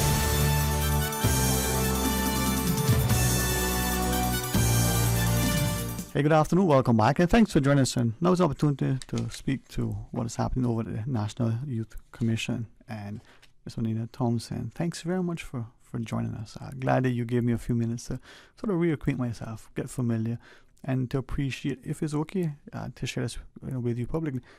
Not just the intellect, the enthusiasm, but the commitment that we have within our people to helping our people. And thank you, for the few minutes before we go on air, for feeling so inspired. From our youth, we can see so much promise and potential if we would just draw alongside and support. So, to you, you make us proud. Thank you, Mom. Thank you for having us. Right. May I then ask just two things initially, for those who don't necessarily know, understand, or that intimately familiar. We talk about the National Youth Commission. Mm-hmm. Two things. What is it? Why is it? And then you as the youth rep. A little bit about what that is in relation to. But the National Youth Commission, if we didn't know, what should we know about it? Yes, so the National Youth Commission was formed 10 years ago, but it was recommissioned in 2022, and we've been identified in the National Youth Policy as like catalyst or the driver for implementing the National Youth Policy, and the establishment of NYC aligns with the ministry priority of enhancing and empowering our youth. And so the commission comprises of 13 members, and I'm one of them as the youth representative, and that's basically to have the youth's voice involved in decisions that are made about us. Yeah, and being involved in those discussions and being able to let them know firsthand like what the youth are experiencing, what we need, and the support and ways that they can help. If we don't ask the people to whom we're supposed to be serving, get their input and feedback, then really we're not doing much. We hear about the special interests and the stakeholders, but to what extent are we involving our youth? And I think if we're not able to influence the agenda, sometimes we don't even know there's an agenda being set. Yeah, so exactly. Commend you and the others for making that commitment. It's true that. So as we look at the National Youth Commission, and there's much that's happening, I know as you shared, just starting to rebrand. What are we doing? I mean, is there a logo design competition I hear is coming up? Yeah, so now that we're recently recommissioned, we are starting from scratch. So we need to put our new logo out there, working on a website. And we thought what better way to get the community involved and do like a nice public outreach than getting like the youth involved in designing the logo for a commission that's about the youth. So it's open to ages from 10 to 25. It's any resident of the Cayman Islands can enter, and it's closing on the 20th of February at 11:59 p.m. And you can submit to nyccaymanislands@gmail.com. Okay. Now, any resident ages 10 to 25, but deadline, on the 20th before it's too late. How do we apply and how do we submit? Yes. So you can go to the ministry's website or YSU's website, and the information will be there of the guidelines and the requirements, and you just submit a JPEG file to the nyccaymanislands@gmail.com email, giving us your name, brief description of the logo, and explaining it to us, the concept. Right. And there's also a prize of $1,000 CI. Wow. And if you are an artist, we can promote you as well on our social media pages. Yeah. And is it then, because sometimes we hear these competitions, sometimes it may be an individual effort, or it could be a collaborative, hey, two of us, we're a team, we're going to, is it okay if, a group of 2 or 4 decide they're going to present this as an entity? Or if an individual, does it matter? That is an interesting question. Oh, thank you. I thought of myself. I'm just kidding. Yeah, we honestly, it's opened that way. You have to disclose that. Yeah. And you can do as many submissions as you like as well. Oh, that was the other question I want to ask. Yes. Because sometimes, we have multiple ideas of how something should look, but the entry is limited to 1 or maybe 3. If someone sit it down and they say, this logo could be this way, or what if it's turned this way?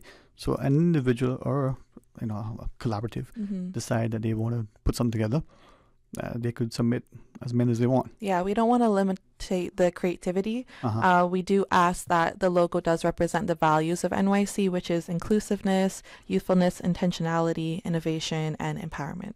Wow. And I guess for those who want to understand that, go more to the website to appreciate it. Yes. So to that student in high school, or, even even primary school, to the university student, you're not here physically in Cayman, but this is where you are, had it not been for your study, they could apply as well. Yes, they can, yeah. Wow. I can see, Ms. Brownfield's, primary fire class deciding that they want to do a group project and submit it.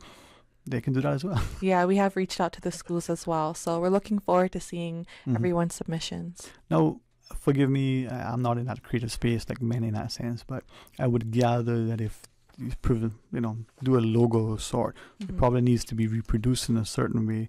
So is that why the JPEG, so they can use it for that? Okay. So some of the requirements is it has to be a JPEG. We do offer the option of avoiding gradients and halftones, and the logo must be easy to use, handle, resize, and manipulate for all reproduction purposes, because it'll be used for marketing, business templates, and whatnot.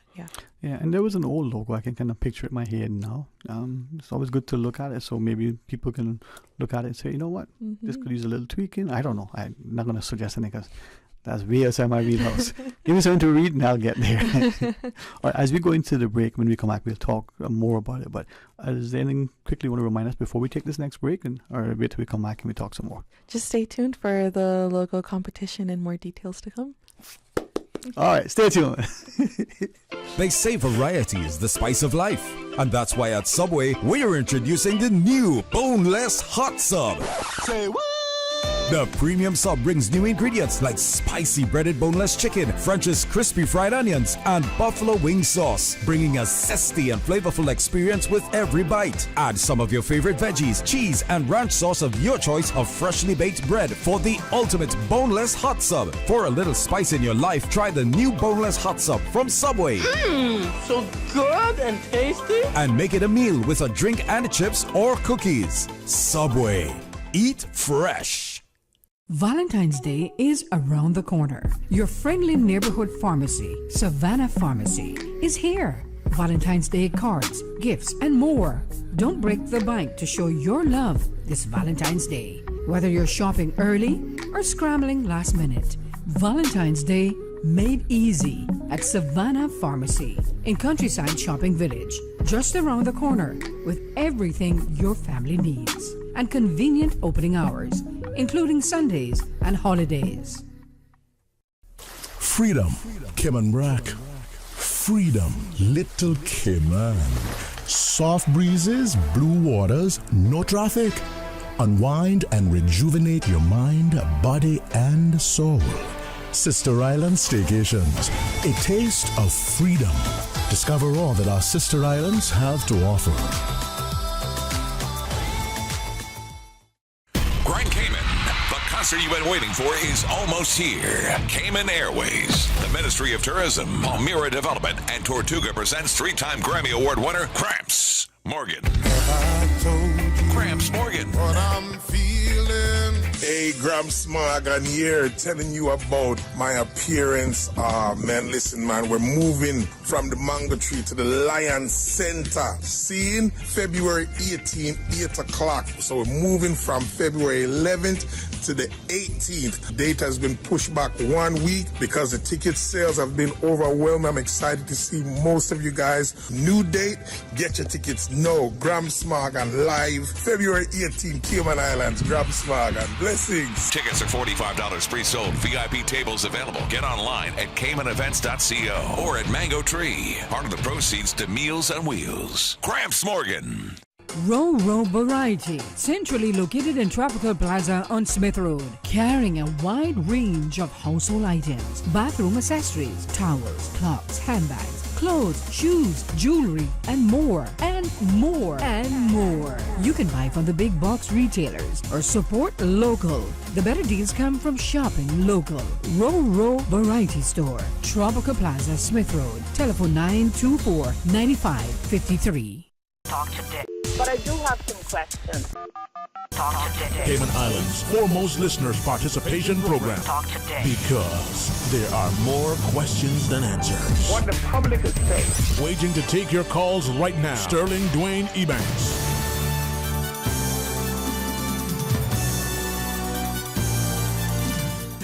Hey, good afternoon and welcome. Thank you very much for joining us, and thanks too for this opportunity to invite the public. If you age between 10 and 25, remember, just 10 and 25, you may feel young as part of the logo design competition for the National Youth Commission. Ms. Monina Thompson and her colleague joins us now, Mr. Cottrell Ellis.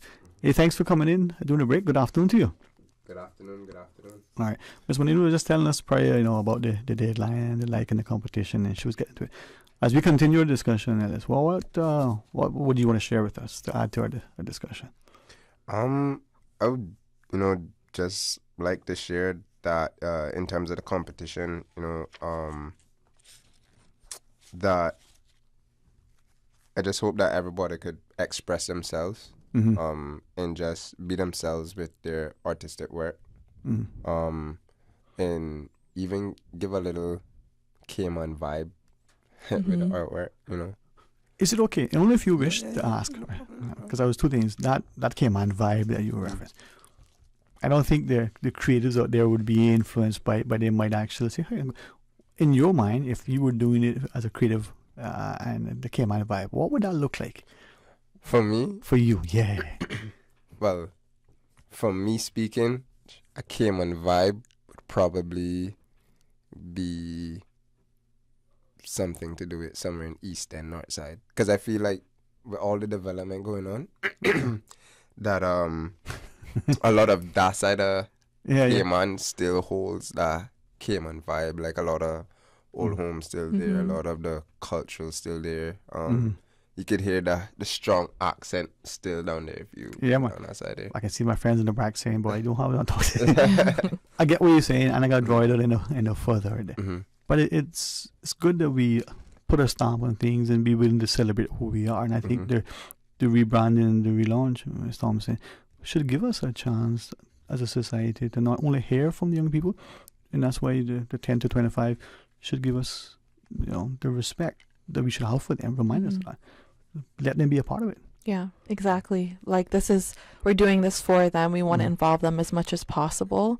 And I think that makes it more personal, feeling like they have a hand in it and this represents them. And we want to be able to do that. And that's part of what the National Youth Commission is for, is to represent the youth and making sure that there's policies in place and programs in place that are for the benefit of them. Right. deadline, you said 11:59 p.m. on the 20th. That's when it ends. When, 2 questions. Once the competition deadline is met, the submissions are received. When are we expecting for the finalists that when they're selected to be announced? So we don't have a specific date of when we'll be announcing the winner, but when we do, they'll be emailed, and it'll also be announced on the Youth Services Unit website and the ministry's Instagram story. And we're going to extend the invitation formally, but we'll do it so you don't know about it yet, but we're going to reach out to the ministry and say, bring on the winners, we could talk about it and we'll help with that. So we've got the deadline, we got the submissions, we got to make an assessment, judging. How are the submissions going to be judged? I mean, they can give them to me, I can tell you which one. How is that going to happen?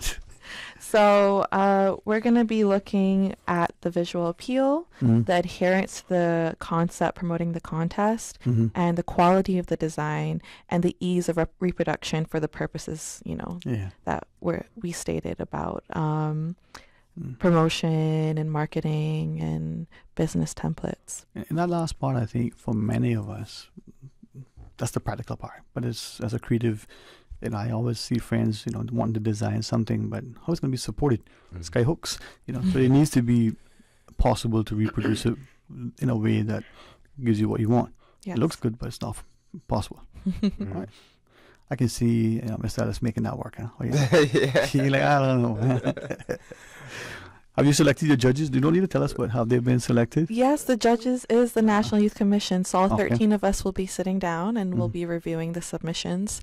And I just want to say, you don't have to be a professional logo designer. You can, just try it. You don't have to be an artist per se, but just submit. You never know. It's $1,000 prize. Yeah. Any submission is welcome, and we could even take your submission as a winner and tweak it, which is what's mentioned in the guidelines. Right. Yeah. And this is where I commend you for given how youth is defined in the policy, given the idea that we're going to say between 10 and 25. Now, some would say, well, 25-year-old may be more artistically mature and developed than a 10-year-old, but maybe not. That creative, expressive genius that may come out in the 10-year-old could supersede anything. Yes. Don't be limited by your age. No, I agree, because pretty sure there are a lot of 10-year-olds that could draw better than me out there. So, you know what? I believe that about me as well.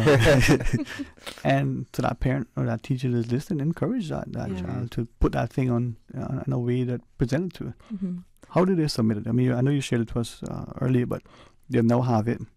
You got to email it across? Yes. So nyccaymanislands@gmail.com. Send it as an attachment, JPEG file, and the specifics are in the guidelines on the ministry's website.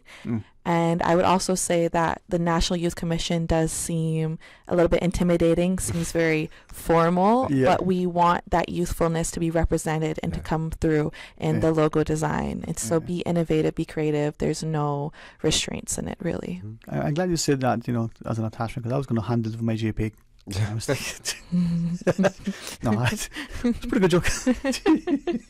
No, but it's hope that, as you shared, you reach out to the schools and even those parents and other adults that are listening, even, that 25-year-old who's doodling may want to try something. Yeah. You never know.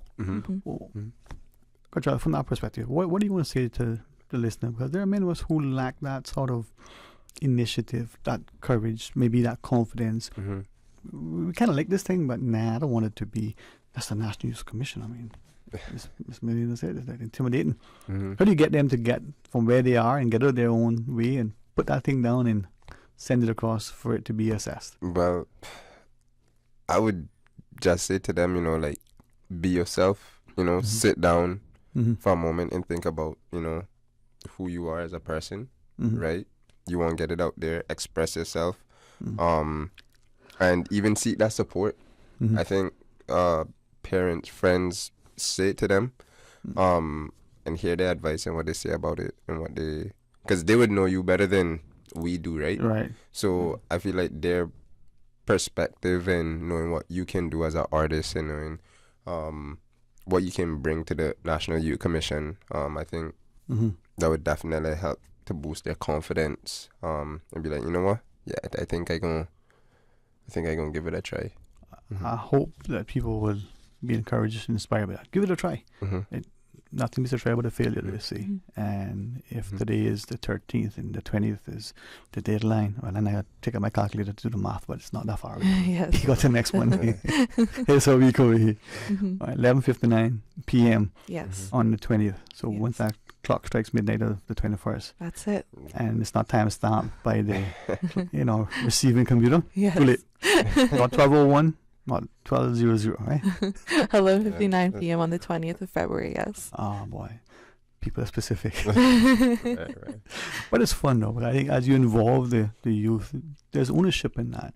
But they also should feel a sense that it's not only for them, but it's by them. It's driven. Yep. It's part of the reason that voice is being echoed, because there's participation. The values for those who are just owners of the NYC, Ms. Thompson, you referenced them earlier, and I did look online. I thought they're values that should embody all of us in our lives, but remind us of them again. Yeah, so NYC wants the logo to reflect, our values, which is inclusive, usefulness, intentional, innovative, and empowered. Those were something that was really important to us, and we want to exude that when we come across to the public, when we're doing our initiatives, and when we are coming up with things like logos for our branding. Yeah. And intentional, many times we're not intentional. I like to play certain games and wow, that scored. Yeah. I wanted to score, but I didn't think that yet there. You might have heard the name Pele. He was a great football player, the greatest ever. He was intentional. He went with intent to score, to enjoy the game, but men was very wishy-washy without intentional. How do we get that intent in that logo so that people see specifically? You know what? I want you to see the Caymanian flavor that you talked about, that flair. It's interesting you made that reference, because even though he were probably God gifted with a skill, he still had to practice, right? Still had to experiment. So I would say, experiment. We have until the 20th, right? So I say use any time that you have free time in, practice. Try something different. If you're not getting it right away, step away, come back again. Yeah. And you can make multiple submissions as well. Right. So don't limit yourself to that. You can do different variations, like Cottrell said. Right. Yeah. So your sixth attempt might be the best one. Exactly. Yeah. You might come back and after 15 realize that second one you did was the one that you liked. But you submit all 15. Right. There's no limit then. Yeah. I appreciate you giving that option to the creatives for that. Yeah. I mean, like Pele, he was a teen. He played on the world stage with some twice his age. But he was intentional. He was deliberate. I believe respectful to the game and to the fans, so that when he played with intent to enjoy, to win, but to get more of the games than just a paycheck, however that's defined. Be intentional. Put your logo so that they represent who you are as a youth. Put your passion in it. Passion, yeah. Be intentional and passionate. Yeah. I like it. I know. Wow. I should be mindful that we only got a few seconds left. As we close out the discussion, we know the deadline, we know how to apply. Before we come back to Ms. Menino, Ms. Ellis, what are your final thoughts to our listeners about the competition and why you want them to apply?